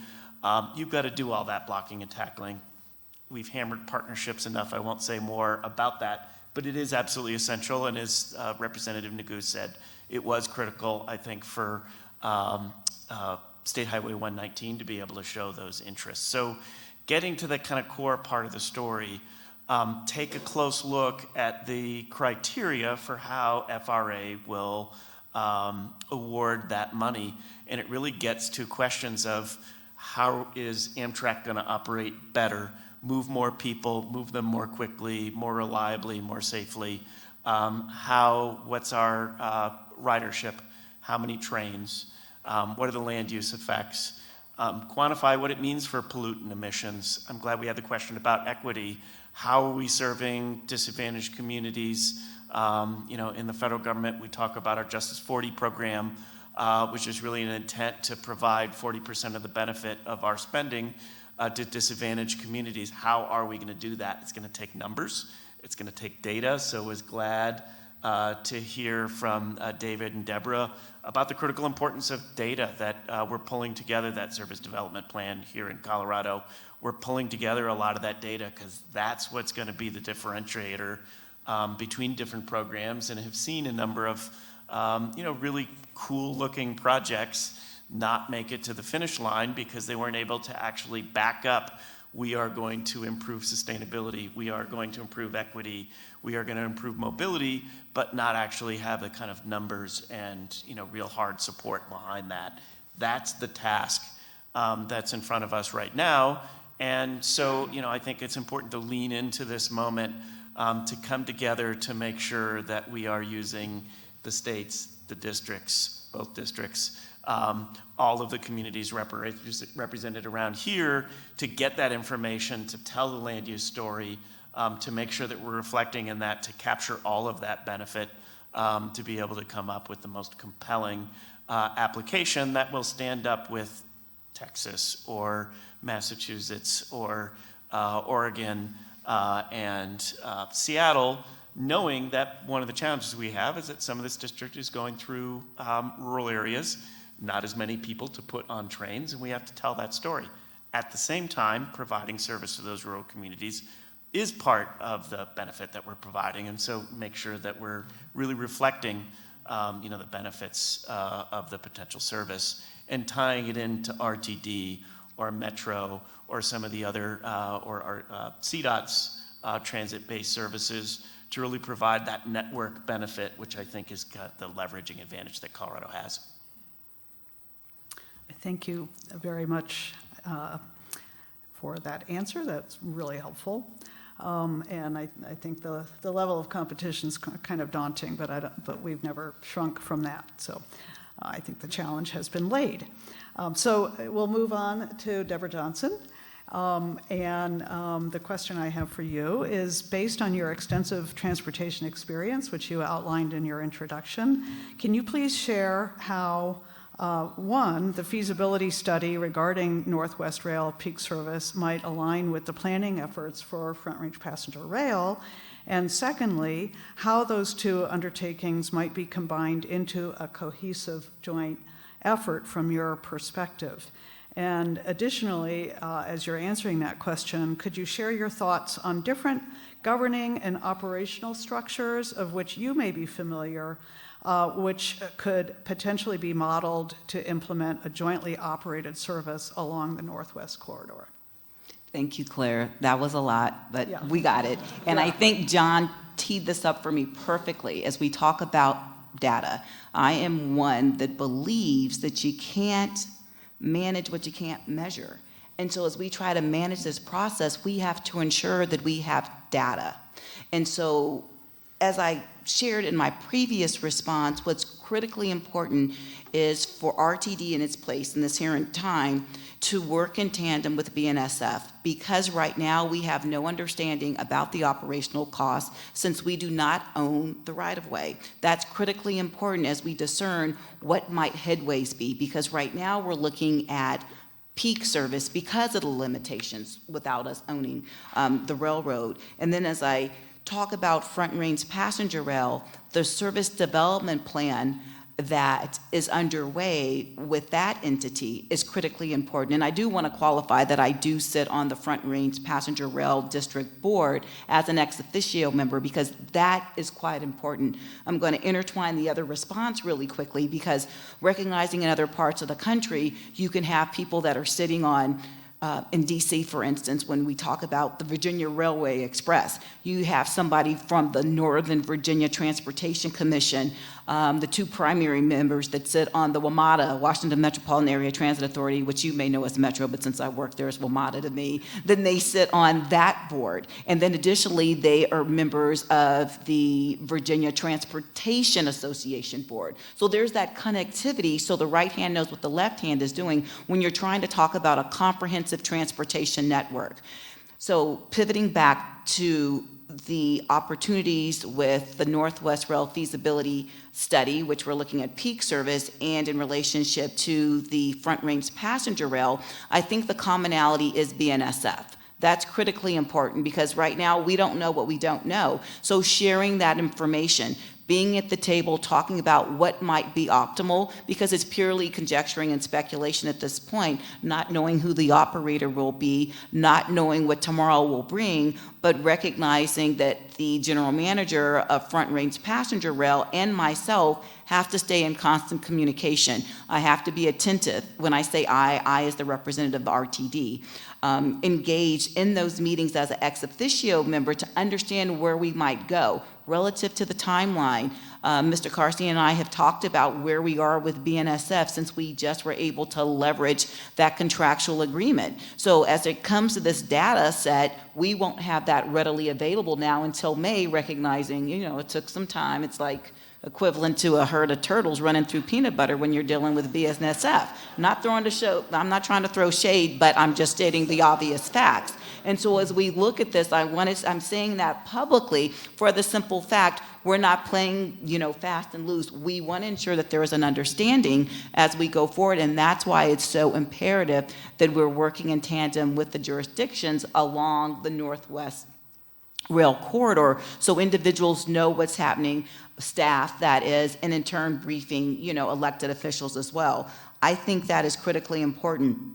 So recognizing that BNSF in tandem with us are in the process of determining those needs, and that actually just kicked off, a few weeks ago, assuming that the preferred alternative is along the BNSF alignment, that's where we can really move things forward. But we have to keep in mind that the Regional Transportation District is limited. We are the RNRTD, which is regional. And so as we talk about intercity passenger rail, that's where there could be an opportunity to bridge something greater, recognizing the cohesive partnerships that are paramount, whether we talk about heavy rail, light rail, commuter rail, intercity passenger rail, funiculars, cable cars. There's so many different rail options, and oftentimes people conflate, but recognizing we have to be able to lean into the point that John raised and have these conversations.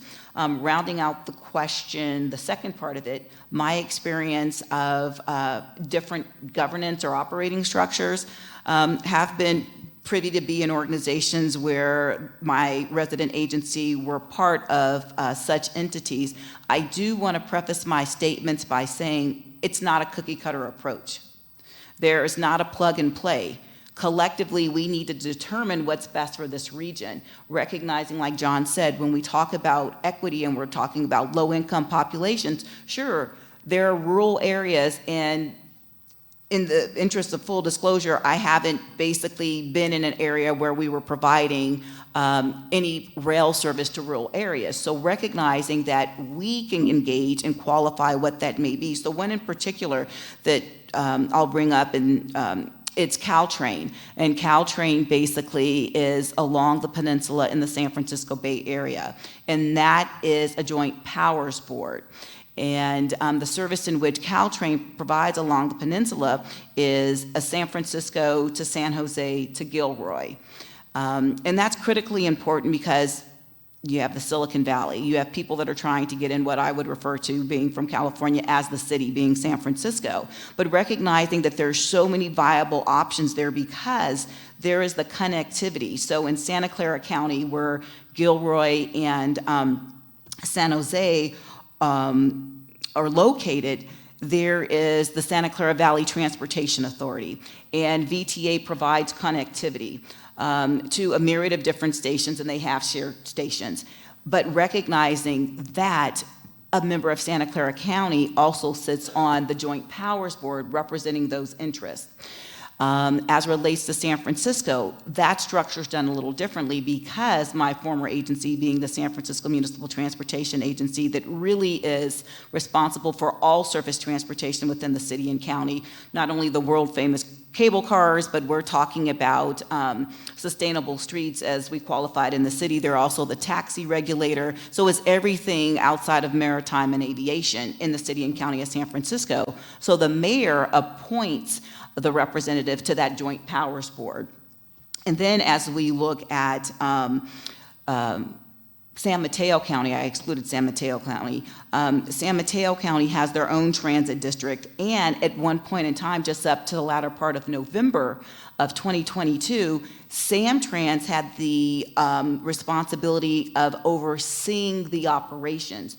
Just in November, that was bifurcated. So for all intents and purposes, it was the general manager and CEO that oversaw Samtrans, which is the transit provider within San Mateo County, but also had auspices over Caltrain. The reason that came to fruition is because when the Joint Powers Board was first created back in 1985, Samtrans or San Mateo County brought more money to the table, and it was easier in that regard. So now, fast forward, to 2022, that has been bifurcated. There is a separate executive director of Caltrain that oversees the day-to-day operations, and that service is contracted out to a third party, which is Herzog. So that's one such. Yeah. It's a lot. And then my second example really quickly is VRE, Virginia Railway Express, which is in Northern Virginia and provides services into Union Station in Washington, D.C., and there's 2 lines, and that is a complicated structure in the sense there's so many different outlying counties and the representation in which they have.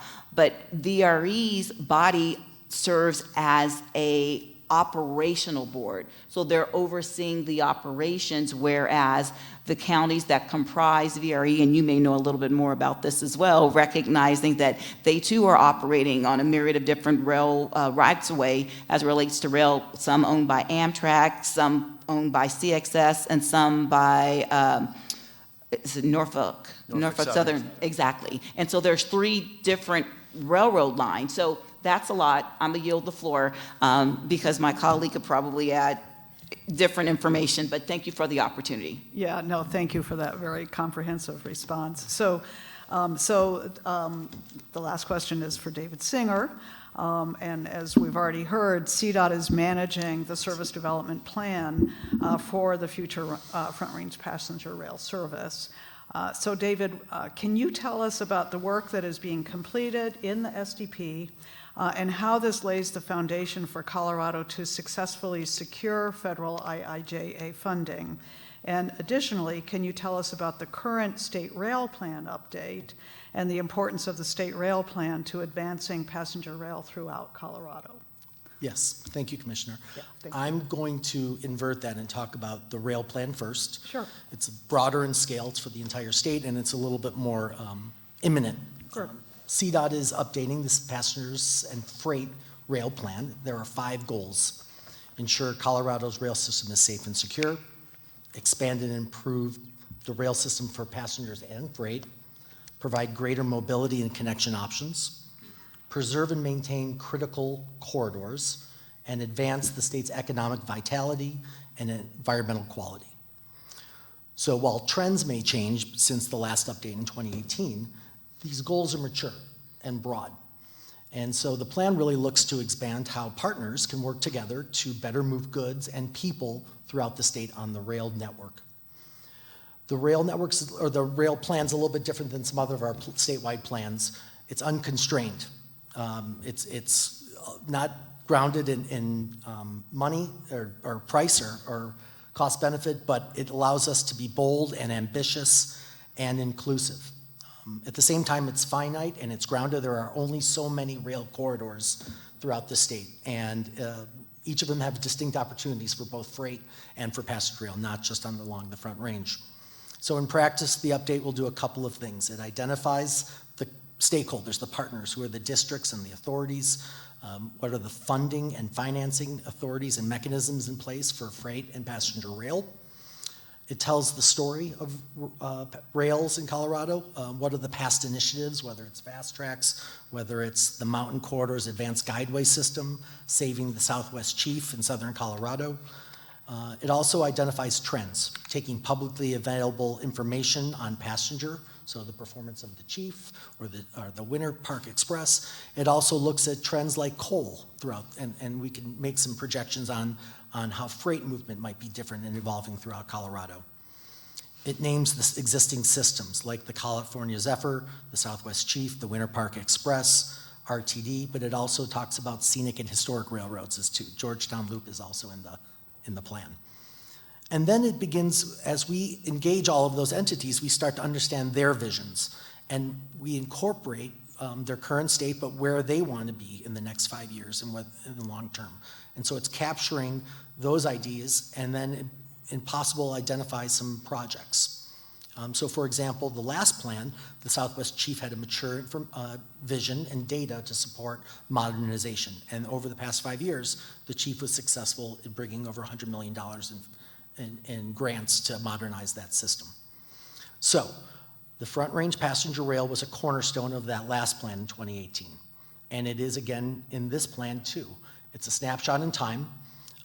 We know that the plan will be updated in time. We know that the Front Range will evolve in time, but it's a marker to all of our stakeholders and to federal partners that it's a priority for Colorado.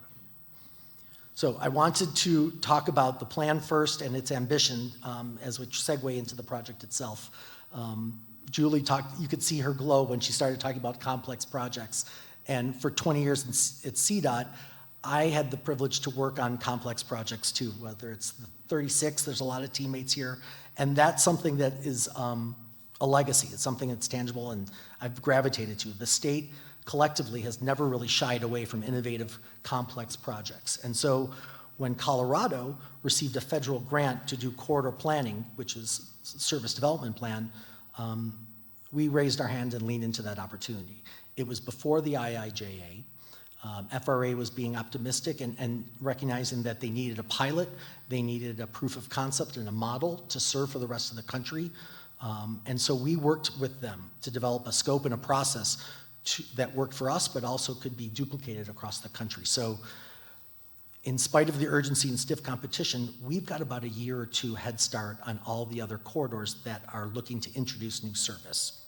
So that is good. There are going to be some growing pains as we understand some best practices and lessons learned, but from Colorado, we brought all the innovations that we have working with FTA and FHWA on accelerating projects, and whether it's planning environmental linkages, all the ways we can streamline this concept while engaging the public, getting federal buy-in, including planning decisions at the local and regional level. FRA incorporated their best practices and lessons learned, whether it's with railroads or operators. We mentioned the criteria. We're going to adopt those criteria for successful corridors at every step of our process.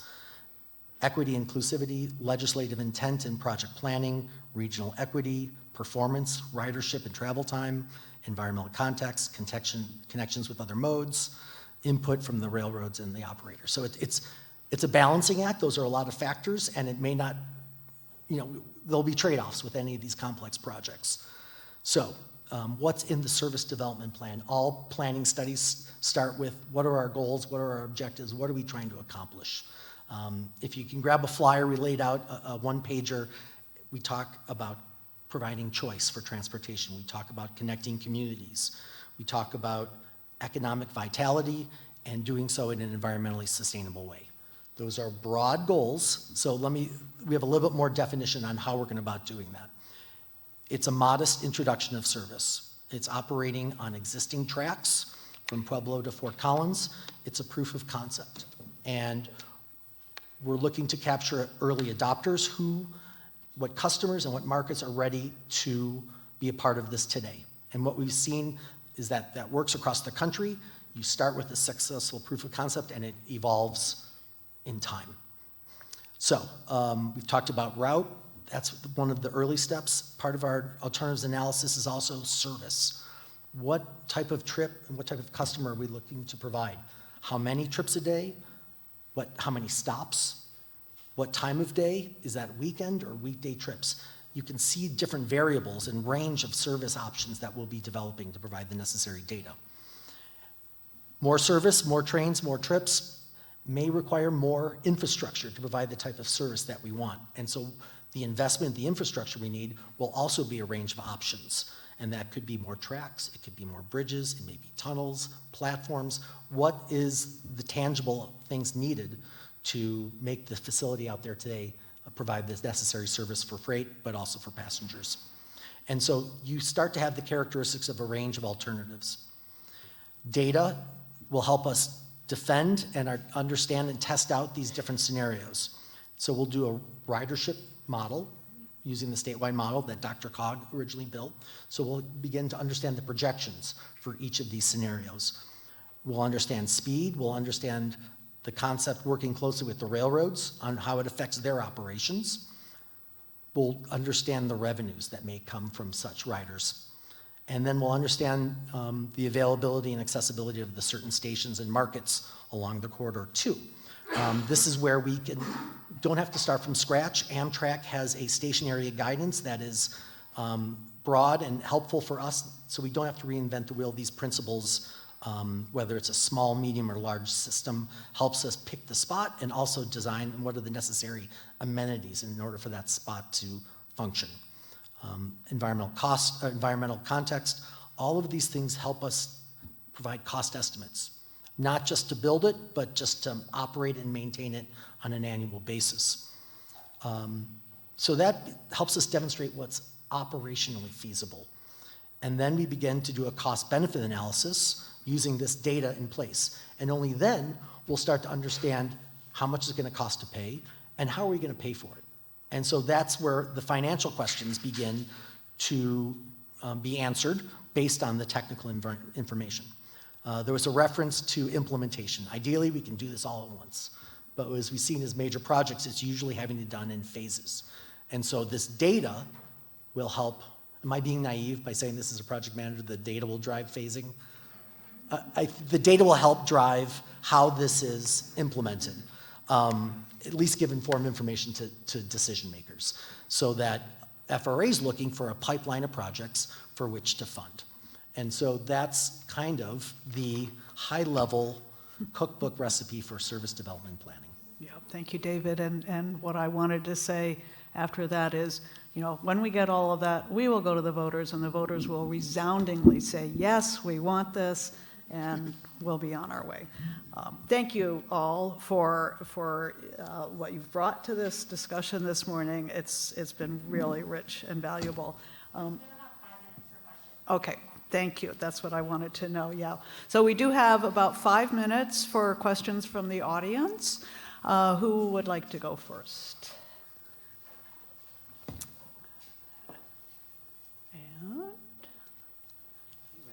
Lack of, Oh, I'm Tara. Yeah, there you are down there. Yeah, Tara, go ahead.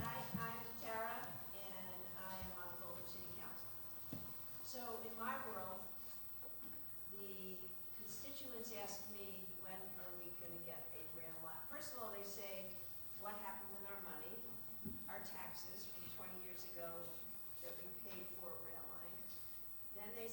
So now that we don't have that, and we did get disappointed, to say the least, we made a transit village around the said rail line, which I now call the non-transit village. And we're getting ready to do a second transit village. So I have two questions for you. One, tell me what I can tell the constituents in their disappointment about what happened to the money. Because granted, it was a dedicated tax, but it wasn't meant to be dedicated to Denver or to the Southwest number. It was for the Northwest, right? So what can I tell them so that they keep up, let's see, how do I put it? So they don't get depressed that they're not going to see a rail line in their lifetime. And what should we do about TVAP 2? Are we going to see a rail? Should we build a TVAP 2? So, I don't mean that in a bad way. It's all in love.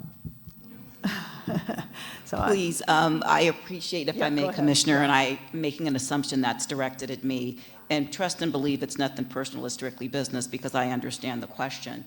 And so I've been very forthright and transparent about my responses. I could Monday morning quarterback this all day. I wasn't here when the initiative was placed on the ballot, but I own it now, and I am trying to make a tasty pitcher of lemonade with a big bag of salt and some moldy lemons. And so with that being said, recognizing that there was a ballot that was, there was an initiative that was placed on the ballot. And from my understanding and my research that I've done, it wasn't carved out specifically, it was for fast tracks as a whole. And recognizing that when there were ridership projections, that as we talk about the competitiveness of projects, the first question I asked when I came into this region is, why didn't we have a full funding grant agreement? And that's something we would have had in conjunction with the Federal Transit Administration, because we didn't have those projects there. And so as we look at fast tracks as a complete package, there were different phases of said project. And when I came into this organization nearly 3 years ago, and I was getting questions such as the one you posed, council member, it was like, first and foremost, let's get a common set of facts, because we're going off some data that could be stale. There's been changes. I look at things holistically. We'd be remiss to plan transportation and not look at it as a three-legged stool, because there's land use, there's economic development, land use and housing, and then there's public transport. So as you ask the question to me, when will we get rail? We do know, projected out relative to where we are with Front Range passenger rail, and that looks to be more or less in the late 2040s, early 2050, and that's why we're working in tandem doing the study to discern what the path forward is. So I don't know if, did you want to say something else, because I saw you say something? No, I just said 20 to 30 years. I'm just thinking about if we should do Transit Village too. We have to wait 20 to 30 years. Well, the point of the matter is we're talking about rail, and as, you know, I would love to talk to you in more detail, because I'll stand up and say, oftentimes people look at a rail consist as the end-all be-all. There's other forms of mobility that can lead to economic development and vitality in a community. And while rail sets or train sets are exciting for people, there's other means of mobility that can be leveraged. And so considering that holistically, there's a multitude of things that can happen. That's why we're doing the Northwest Rail feasibility study to discern what that may be. We're also working, as I said in my previous comments, with BNSF, because basically, where is the right-of-way going to come from if we're not working with them, recognizing what was stated nearly 20 years ago relative to this corridor and what needs to happen? So probably not the answer you wanted to hear, but I'm a straight shooter, and that's where we are. And I wanted to say that for everybody as we look to where we are as a region. That's why it's imperative that we have conversations. It's imperative that we're partnering with different municipalities, federal, state partners, so we can discern what might be the most viable path forward. So thank you for Deborah. the question. Yeah, no, thank you for that answer, and Councilmember Weiner, thank you for the question, because I think that question reflects the big challenge we will have in this area in asking the voters for additional money. And if I know as a moderator, I'm actually not supposed to have a thought about anything. I'm just supposed to read what was written down here for me. But truly, I mean, I think the reason I am on this board is because I see a partnership with Front Range Passenger Rail as really the best opportunity we are going to have, just understanding the realities of the cost of putting commuter rail on a freight rail line. And so the partnership between RTD and FRPR is really the best opportunity we have to bring rail to this area. And we have a good partnership, and that's what's so good about having Deborah Johnson on the board ex officio with us. So I think we're out of time. Thank you for that question. Thank you again to our panelists for the very valuable discussion. It was good to see you.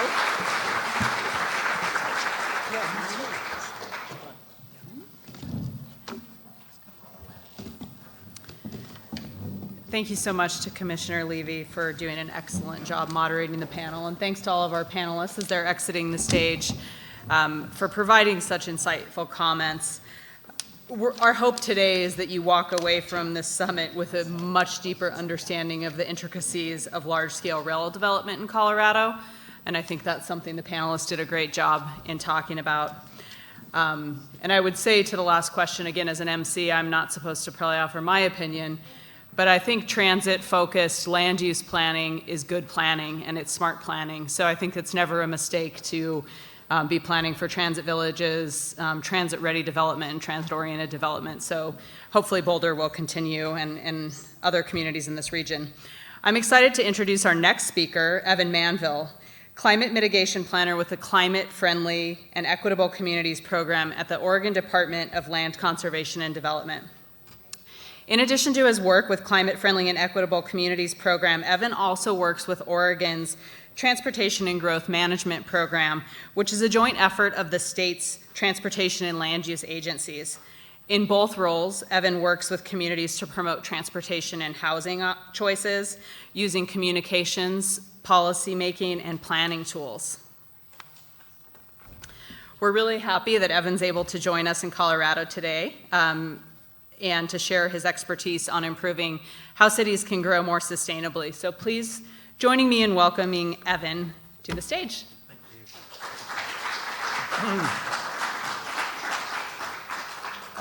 Thank you, everyone. See if I can get that up. Wonderful. Well, it's wonderful to be back in Colorado. I was born and raised in Colorado, and have spent my adult life explaining to people across the country how the lambkins are a ferocious mascot. Go Fort Collins High. Baby lambs. Anyway, it's great to be here. So I'm here to tell you a little bit about Oregon's approach to land use, transportation, and housing challenges.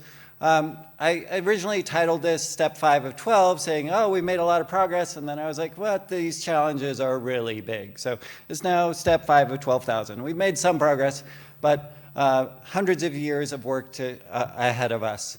Now, Oregon and Colorado have a lot of similarities. Both our history and our politics, our general size and our population, some of our biggest challenges.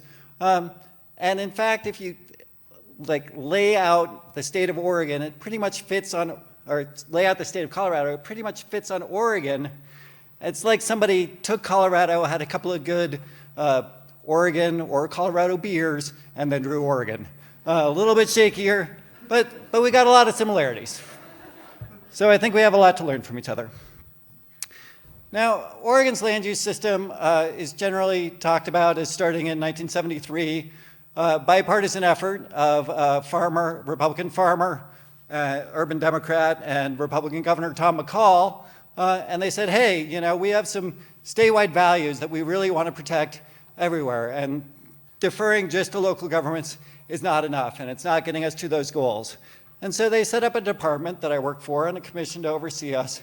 And while the legislature continues to pass laws, our commission has the ability to pass administrative rules, which have the force of law, and the local plans that are now adopted follow both the statutory and the administrative rules. So localities have their own comprehensive plans, but they're within the greater system and they're conforming with that system. Now, some of the things similar to what Julie mentioned, they copied a lot of our work, I would say. We have urban growth boundaries around all our cities. They're not set in stone. They can expand outwards gradually and with a lot of planning, but they do create efficient planning.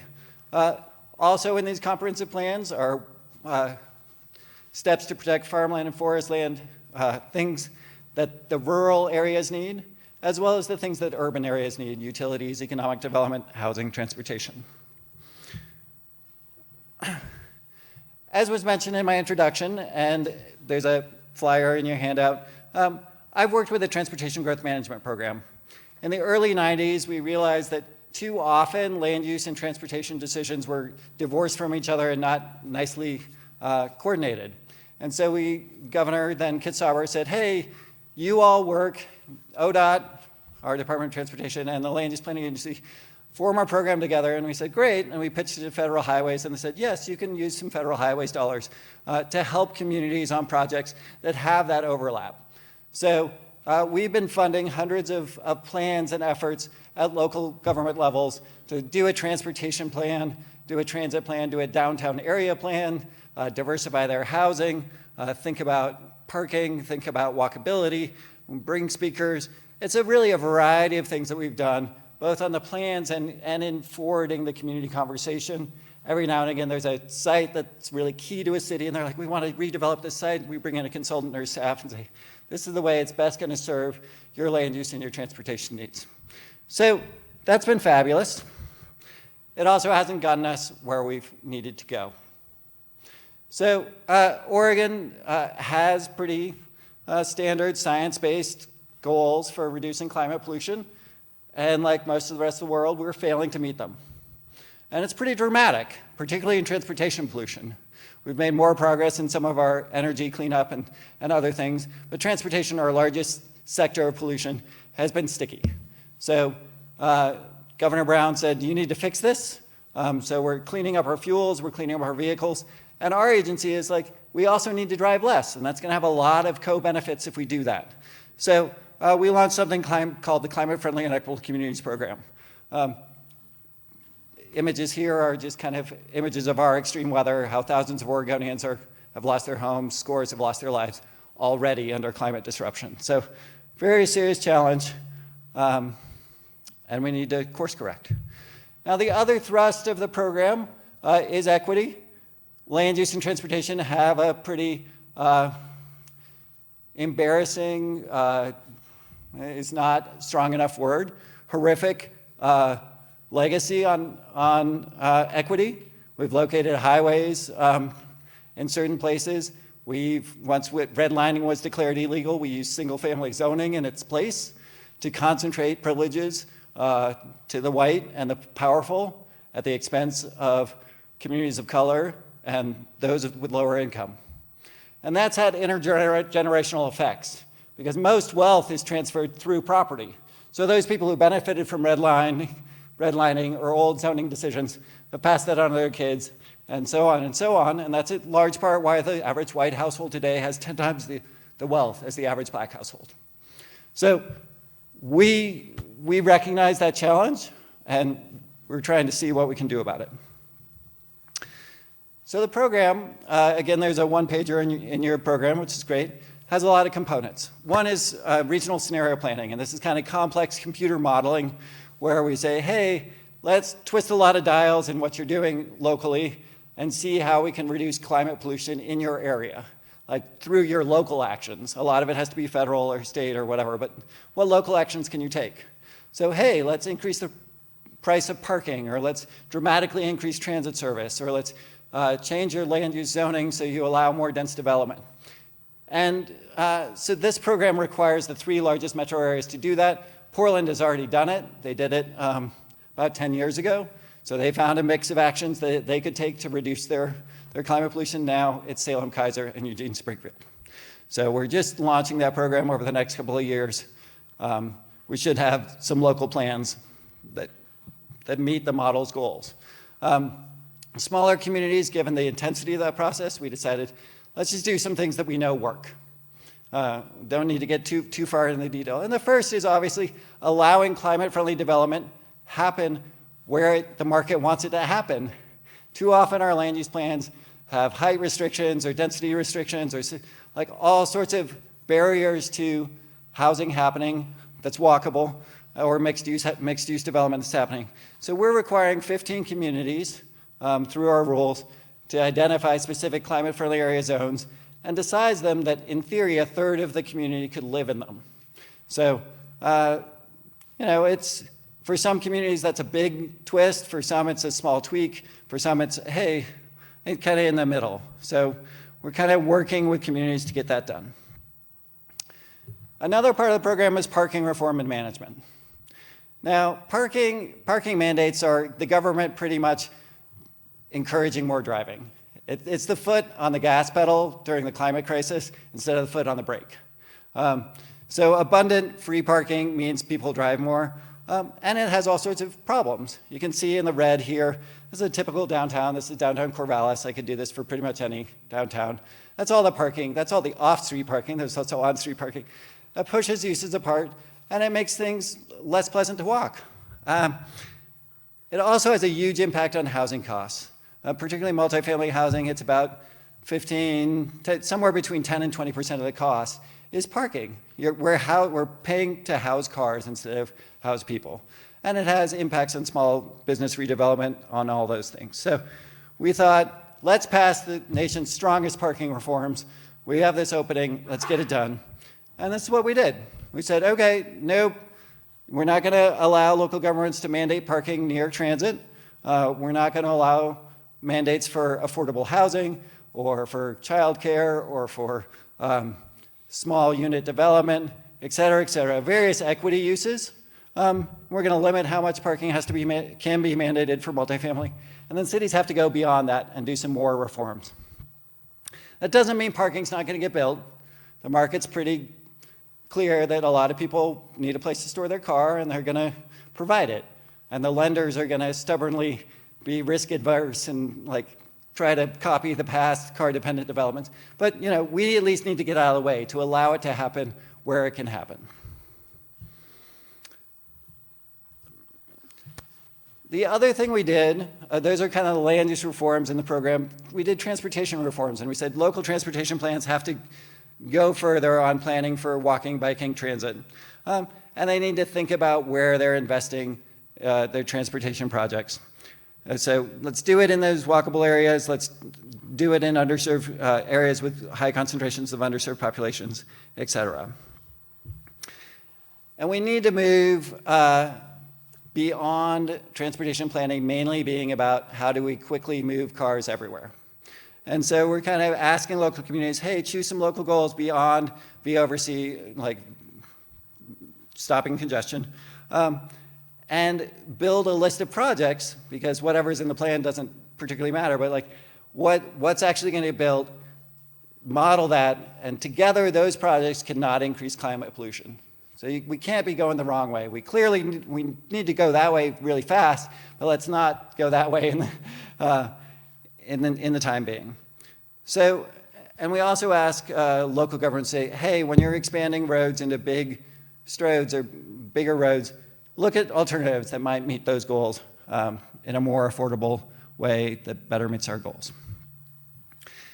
Now, most of this is long-range planning, so it's going to take years to know how that went, because this program started in 2020 and was adopted in 2022. Parking reforms were front-loaded, because that's a policy change, and those have happened. And 9 Oregon cities have said, well, you gave us no choice, we're just going to repeal all our parking mandates. So most Oregon's large cities have no parking mandates anymore. And more are coming. And we've already seen developments that were shelved or denied come back to the permit counter and say, hey, I have this 100-unit affordable housing complex you told me several times. No, I'm bringing it back now. You can't deny me. Or, hey, this arcade owner was like, hey, I want to expand my arcade and serve beer. And oh, you have to provide a lot of parking so people can drive drunk. It's like, okay, he no longer has to do that. So the Sightline Institute has done a really nice job in picking up some of these anecdotes and these stories. I highly recommend visiting their website if you're curious how transformational parking reform can be. It hasn't all been shiny. Clearly, we've taken on the status quo, and the status quo that, like the previous status quo, wasn't thrilled, or some people weren't thrilled. So there were a couple of legal challenges from home builders and realtors, and also about a quarter of the cities that this applies to. So yeah, it's a hot topic. They also introduced legislation to repeal what we did. And so we worked with local partners and had heated conversations and adjusted a few of the rules and some deadlines, tried to find some resources, et cetera. The legislature did not pass that bill. They realized we're working in good faith with folks, and they actually provided $3 million for us to help local governments implement it. So that was great. So we're going to continue to adjust it moving forward, but we wanted to be pretty aggressive and see what we could get done. So that's that program. Housing work. We have done a lot of housing reform, and a lot of what was in Polis's bill, it's, copies a lot of what other states have done, including Oregon. So we allow granny flats everywhere, pretty much, and traditional starter housing, triplexes, duplexes. Local governments can't stop that from happening. They have to allow it. Local governments also have to have housing production strategies because we're not producing enough housing. The state also said, hey, we need a bunch more affordable housing. Here's $2 billion. That goes far, but not nearly far enough. And then the state is just continuing to increase, hey, local governments haven't managed to get this done. So we need to increase the state authority again and again. And one of the things that they set up was a housing, so the state is now analyzing how much housing is needed. Let's break it down by community. Okay, you need to do your share, your share, your share, and adopt a housing production strategy to get it done.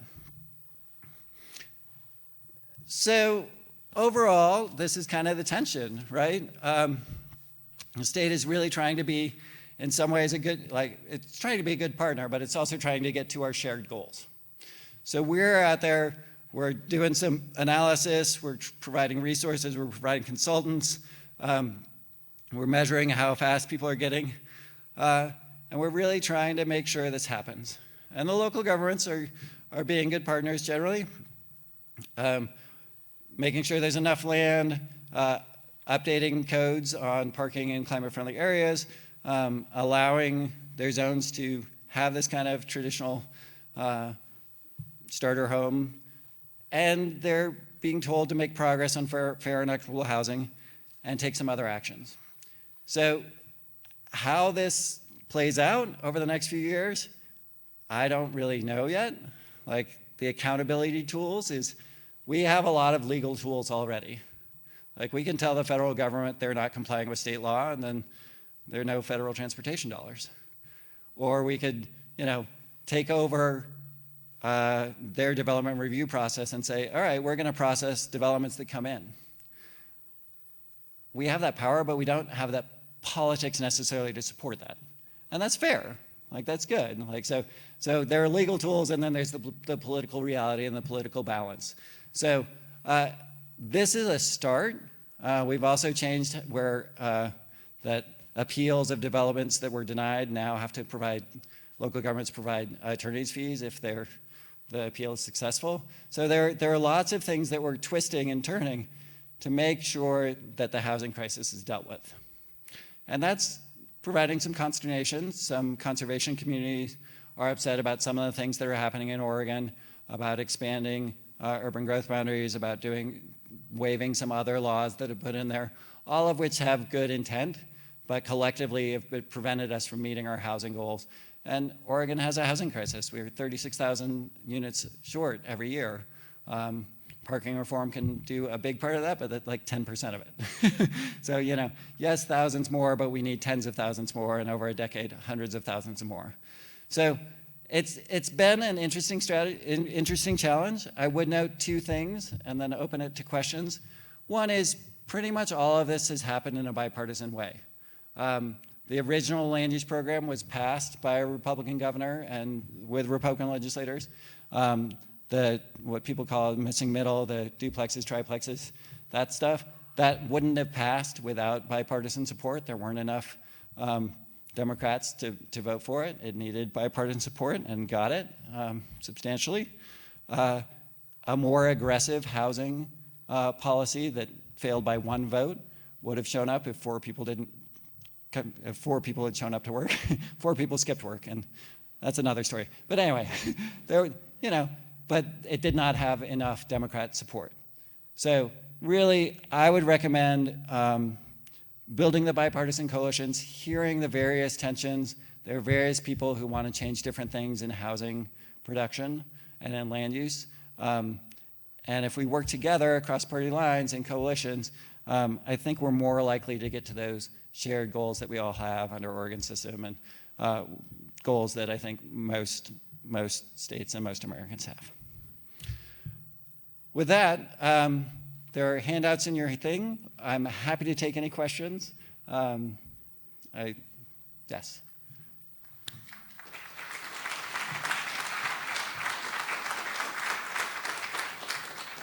We have a couple minutes if anyone has a question.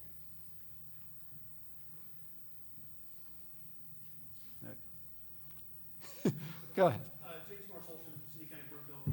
With your housing discussion, I was wondering if you've had any discussions related to the recent rapid rise of institutional investors' ownership of rental properties? That's certainly been part of the conversation, but it hasn't been a huge driver of it. People bring that up, and it's like, yeah, most of the conversations I've heard have said that's a smaller factor in things. But I'm not the housing planner, so I don't know all the wonks. But that and like rental homes, second homes, those are always things that are brought up as things people are concerned about. But we have a housing production advisory council now. Our governor is super focused on housing, and she's collecting everything. She's throwing all the spaghetti at the wall and seeing, okay, like what can we address? So I haven't heard specifically what we're doing about it. It's been raised, but our housing team has not said this is a core problem. Yep. Patrick Deast with CDR Associates. Could you talk a little bit more about the coalition building process that happens with stakeholders outside of the legislative process, in general, or in relation to their program? Well, yeah, there are a couple of quick things. One is CFEC, which is what we call it. I'm sorry. Anyway, the program, it started out strong because different people were around the table. We specifically said, okay, who wants to be on the advisory committee? Open call. Submit to us an application and include your demographics. And then we charted it against Oregon's demographics, and we said, this is who's on it. This represents Oregon. There's someone representing people who are homeless, there are people with disabilities, there are people of color, we're going to provide stipends. We're going to change who's in the room, and that's fundamentally going to change the outcomes. And that's key. So we very intentionally led with equity because it's an equity program. And when we had public meetings, we said, sign up for the public meeting, provide your demographics, and we'd show up to the public meeting. Okay, just to let you know, 90% of the people here are homeowners and only 60% of Oregons are. And, we're super white, we're super rich, we're super homeowners. Just think about the people who aren't here as we have this conversation. So that kind of shifted the conversation some, those couple of things. The coalition is, a lot of the politics are just politics that have been going on for 40 years and interesting mixes of coalitions. So, yeah. We have time for one more question. Anyone has one more? So Colorado's land use bill this session, what did you think of it, and why do you think it failed?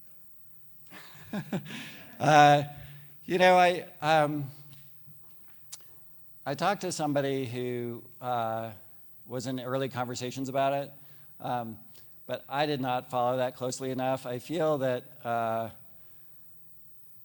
in some ways it was a super lot in one thing. Like CFAC worked because we're bureaucrats and we're administrators, and we have 7 commissioners who can do things that aren't necessarily politically easy in a traditional legislature.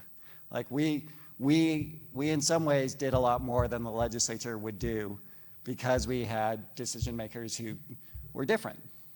So I think it's great that the conversation has started.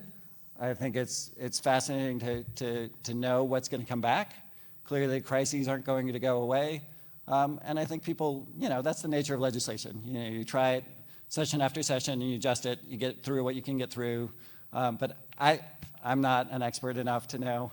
There was not enough parking reform. No, I'm kidding. Yeah, I can't speak to that more in depth. But yeah, we also do have debates about golf courses versus housing, so in Oregon. So lots of similarities. Anyway, so thank you all.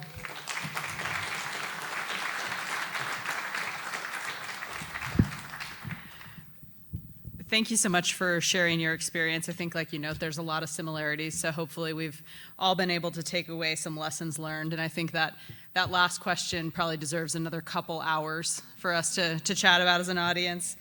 I'm really excited to introduce our final speaker today for our 7th Annual Sustainable Transportation Summit. Senator Faith Winter is going to discuss priorities related to sustainable transportation and land use in Colorado, so she may have some thoughts on that last question as well.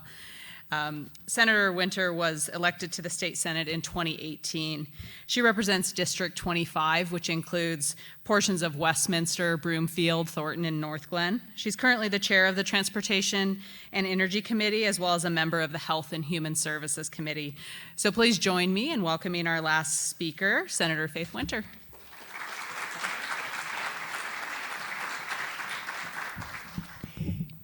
Good morning, everyone. It is very exciting to see you here. I'm actually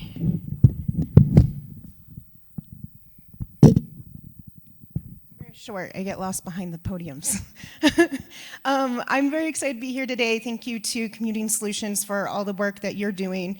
And I look forward to having many, many more conversations as we gear up for the legislative session in January. And I think one of the threads that we've seen through all the speakers today is that everything really is connected. We can't talk about transportation without talking about climate. And we can't talk about climate without talking about land use. And we can't talk about land use without talking about transportation and transit and walkability. And so we really have to have these conversations in a holistic way. And I loved the speaker from Oregon when he talked about looking at the demographics and looking at, hey, it's actually mostly homeowners here, but 60% of us are renters throughout the state, and really grounding ourselves in that equity framework, right? And so we have to talk about land use and climate and transportation within that frame of equity and making sure that we are taking care of disproportionately impacted communities. And we've done a lot. Do you want to not be tethered? Sure. Thanks. And we've done a lot, and I know CDOT's here, but they've really taken up the mantle after we passed the environmental justice law in looking at environmental justice and doing mitigation and making sure that the disproportionately impacted communities that have long taken on the burdens of our transportation decisions and land use decisions are treated more equity and are benefiting from the changes we're starting to make. And we have to continue that this session. And I don't have all the answers on the housing bill, but I'm going to own my corner in the transit space. And I've started doing stakeholder work, and anyone in here that wants to meet with me about this, I would love to. Please make suggestions. So I'll talk a little bit about what I'm working on there, and then I want to leave a few minutes for questions. So we're looking at transit. So last year, one of the things that we were really looking at in the housing bill was in transit-oriented corridors, we have to increase density and we have to increase affordability, because that's how people get from where they live to where they work, to the doctor, to jury duty, to schools, everything else, right? And we know that transit isn't going to work well if we're not actually doing the land use appropriately. And thank you to Deborah, I don't know if she's still here, but RTD is a really important part of that conversation as well. But then, we had tensions with local governments, some of you in this room, about those density and affordability requirements in transit-oriented corridors. And you would come to the legislature and say, well, fine, we'll increase density if we have transit and we have no transit. And you need to give us more money for transit.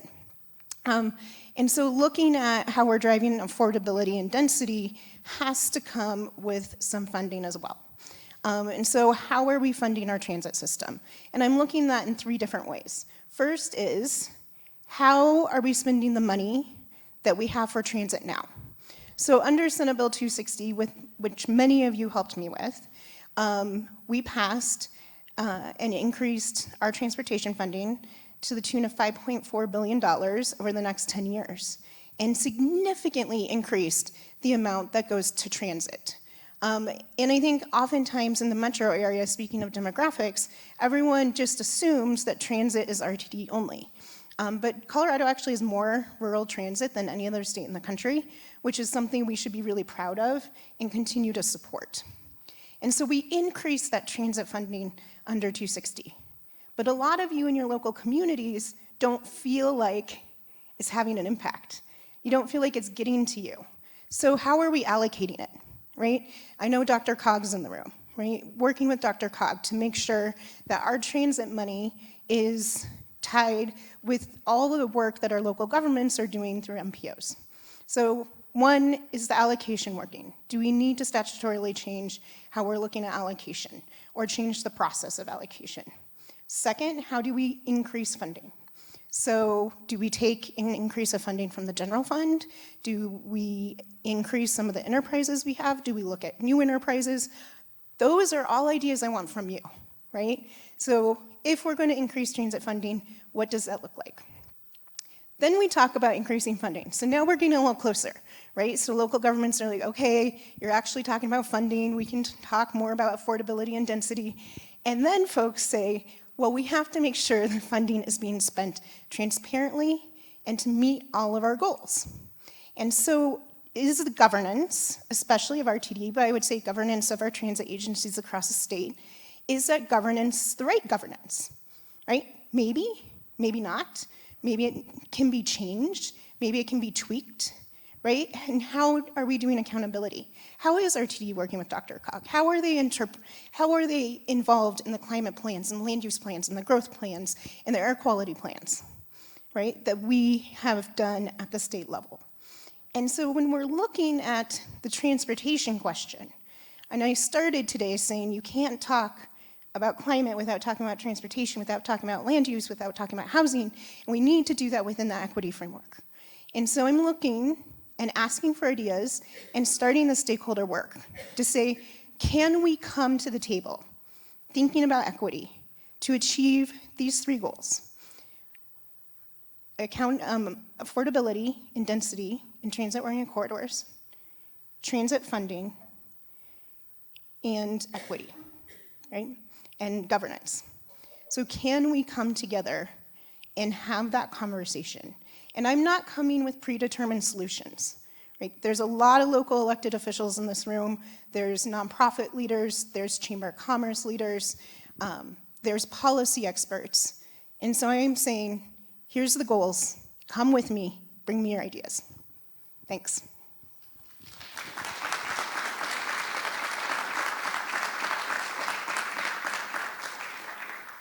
And I would say this conversation also involves air quality. We're clearly in severe non-attainment with no idea how to ever get into attainment. And the transportation sector is our #1 polluter. And these decisions have to lead us to cleaning our air because people are getting sick, people are dying because we can't get into attainment. We have about 10 minutes for questions.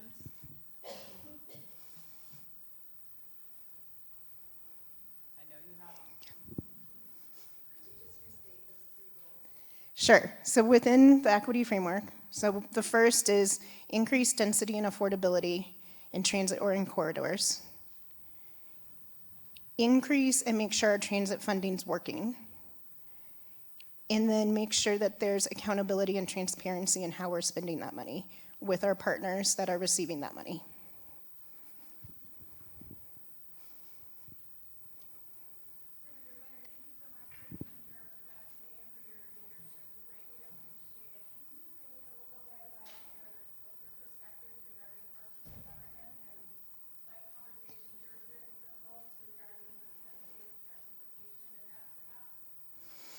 Sure. So from some of our other speakers, for example, from Oregon, they talked about having some ex officio members on different boards that bring specific expertise. So I think that's one of the ideas is, right, does RTD have the adequate expertise? Let's do that evaluation. And if they don't, how can we help partner from the state level with them to provide that expertise? Deborah talked a lot about data. What data can the state provide in order to partner better with RTD? How is RTD being incorporated into DRCOG, right? Because we know that there's local government frustration on the level of service. And DRCOG is designed to actually have that ground-up approach within the confines of growth plans and air quality and climate and serving the disability community, right? All of those things. And I know when I was a city councilor, to compete for that transportation money, you had to show regionalism, cooperation, you had to achieve more walkable and livable cities. So how is RTD being incorporated in that? Is there a more in-depth way that they could be incorporated on? There's 15 RTD board members. Is that the right number? Are the size of districts the right size? Should there be at-large members that are looking at the whole system? Right. So I think there's a ton of opportunities, a lot of questions. RTD is one of only 3 elected transit agency boards in the country. So we are a little bit of an anomaly. So how are we operating within that to ensure we're setting them up for success and we're better serving our communities? So I know I just moved to Broomfield, and I went from a transit score of 42 at my old house to a score of 0. There's absolutely no transit anywhere because of service cuts. And so how are we making sure that we're doing that? And there's a tension within RTD, and I think they would say this too, they are a very large district. So there's a tension of serving populated areas, disproportionately impacted communities, employment centers, and also serving such a geographically large area. Let's talk about that tension and see what solutions we can come up with.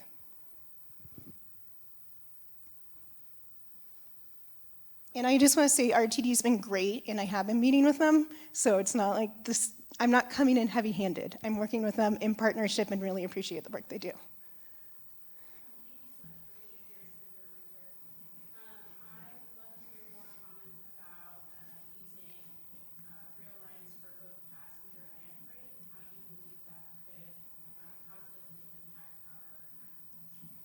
Absolutely. I'm really excited about all the conversations we had earlier on Front Range Passenger Rail.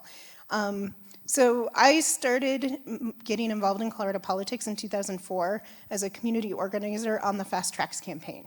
And so I've been working on this for a very long time, and the conversations we're having now are much more tangible. They're positive, they're forward-looking. Part of that is because we did create that district. We have provided some state funding. So the state has said, yes, we are invested. We are investing both our time, our money, our resources. We are setting this as a goal. And I think the railroads have come to the table in a way that they haven't in the past. So I'm very optimistic. And we know that when we're moving folks on rail, that means less cars on the road. And ultimately, we do have to reduce our vehicle miles traveled and figure out what that looks like, because that cleans the air. If you are still in a car on the road, you're going to benefit as well from VMTs being reduced, both the climate benefit and the congestion benefit, and making sure that our air is cleaner. And so moving this way, I think, is really important. I liked the conversation earlier about early adopters and how are we showing proof in the pudding and showing that this works and showing that we can move this forward, because I think there's a lot of skepticism around if the ridership's going to be there. And we do have the modeling, and sometimes the ridership isn't there. But I think starting with those early adopters, really making it accessible, making it work for where people live, and that goes back to the density, right? And so I think it's really important to achieve our climate goals, because we cannot electrify our way out of our carbon reduction goals. So the state has done a ton of work on electric vehicle adoption, electric school buses, electric fleet adoption, but we can't just do that. We also have to look at transit. Oh, excellent.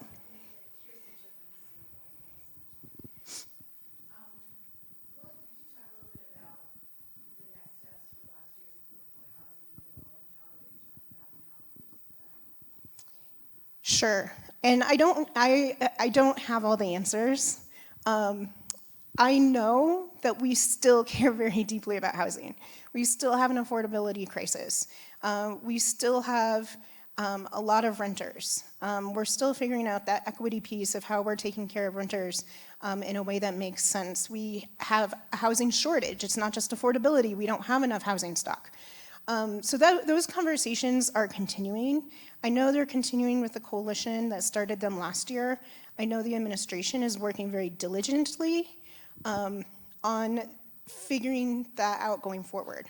And as the speaker said earlier, there was a lot in that bill, right? Everything from density and affordability to ADUs.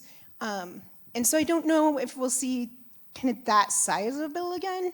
And I've been working with the administration, and I started this conversation around the transit pieces and those 3 goals, and said, I'm going to be really transparent. I'm going to start talking about it publicly. I'm going to start doing stakeholder meetings. I'm going to meet with my local governments that were upset last year and see where we can get, because I think that's going to bring people to the table. And so I at least am driving the transit conversation.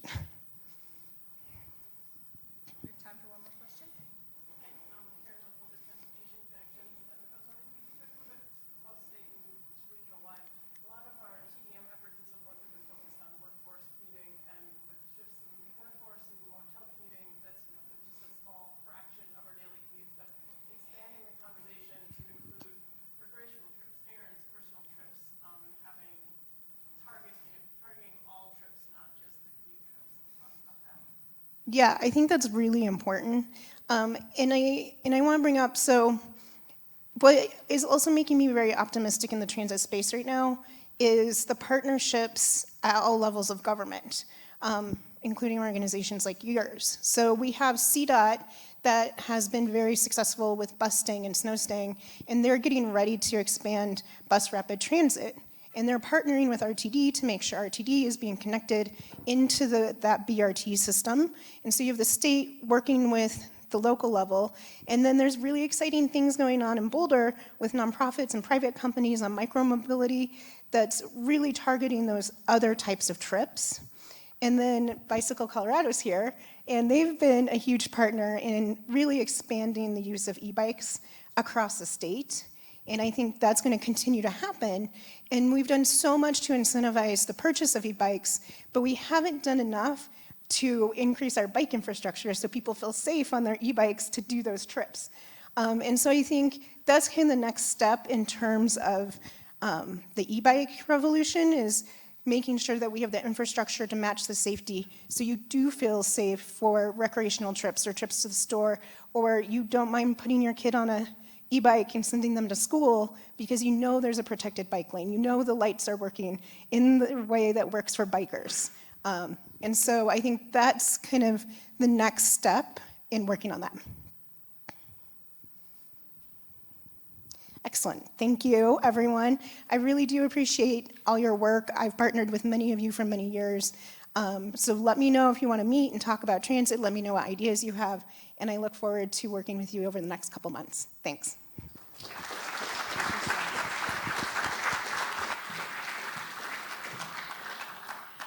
Thank you so much, Senator Winter. I love the enthusiasm and the comprehensive approach that you're taking.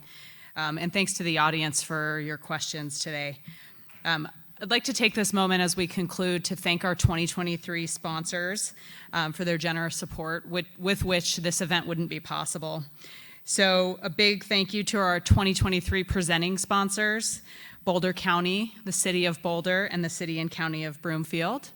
Also a big thanks to our gold sponsors, Colorado Transportation Investment Office, RTD, the Northwest Chamber Alliance, Google, Sterling Bay, and Elevations Credit Union. Finally, thank you to our silver and nonprofit sponsors. Commuting Solutions really does appreciate your support. I'd also like to give a shout out to Commuting Solutions staff for all their work and their ability to transition with technical challenges.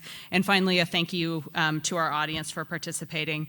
And I'll just close by saying Commuting Solution envisions a region with a rich blend of state-of-the-art multimodal travel options accessible to and well utilized by everyone who calls our region home. We work to hasten the day when transportation no longer contributes to climate change. We hope that you leave the Longmont Museum and Cultural Center today with a more hopeful outlook and a greater understanding of the exciting prospects of large-scale rail development in Colorado and ways in which sustainable transportation can bring people together. So with that, I'll conclude. Thanks again for attending, and have a wonderful rest of your day.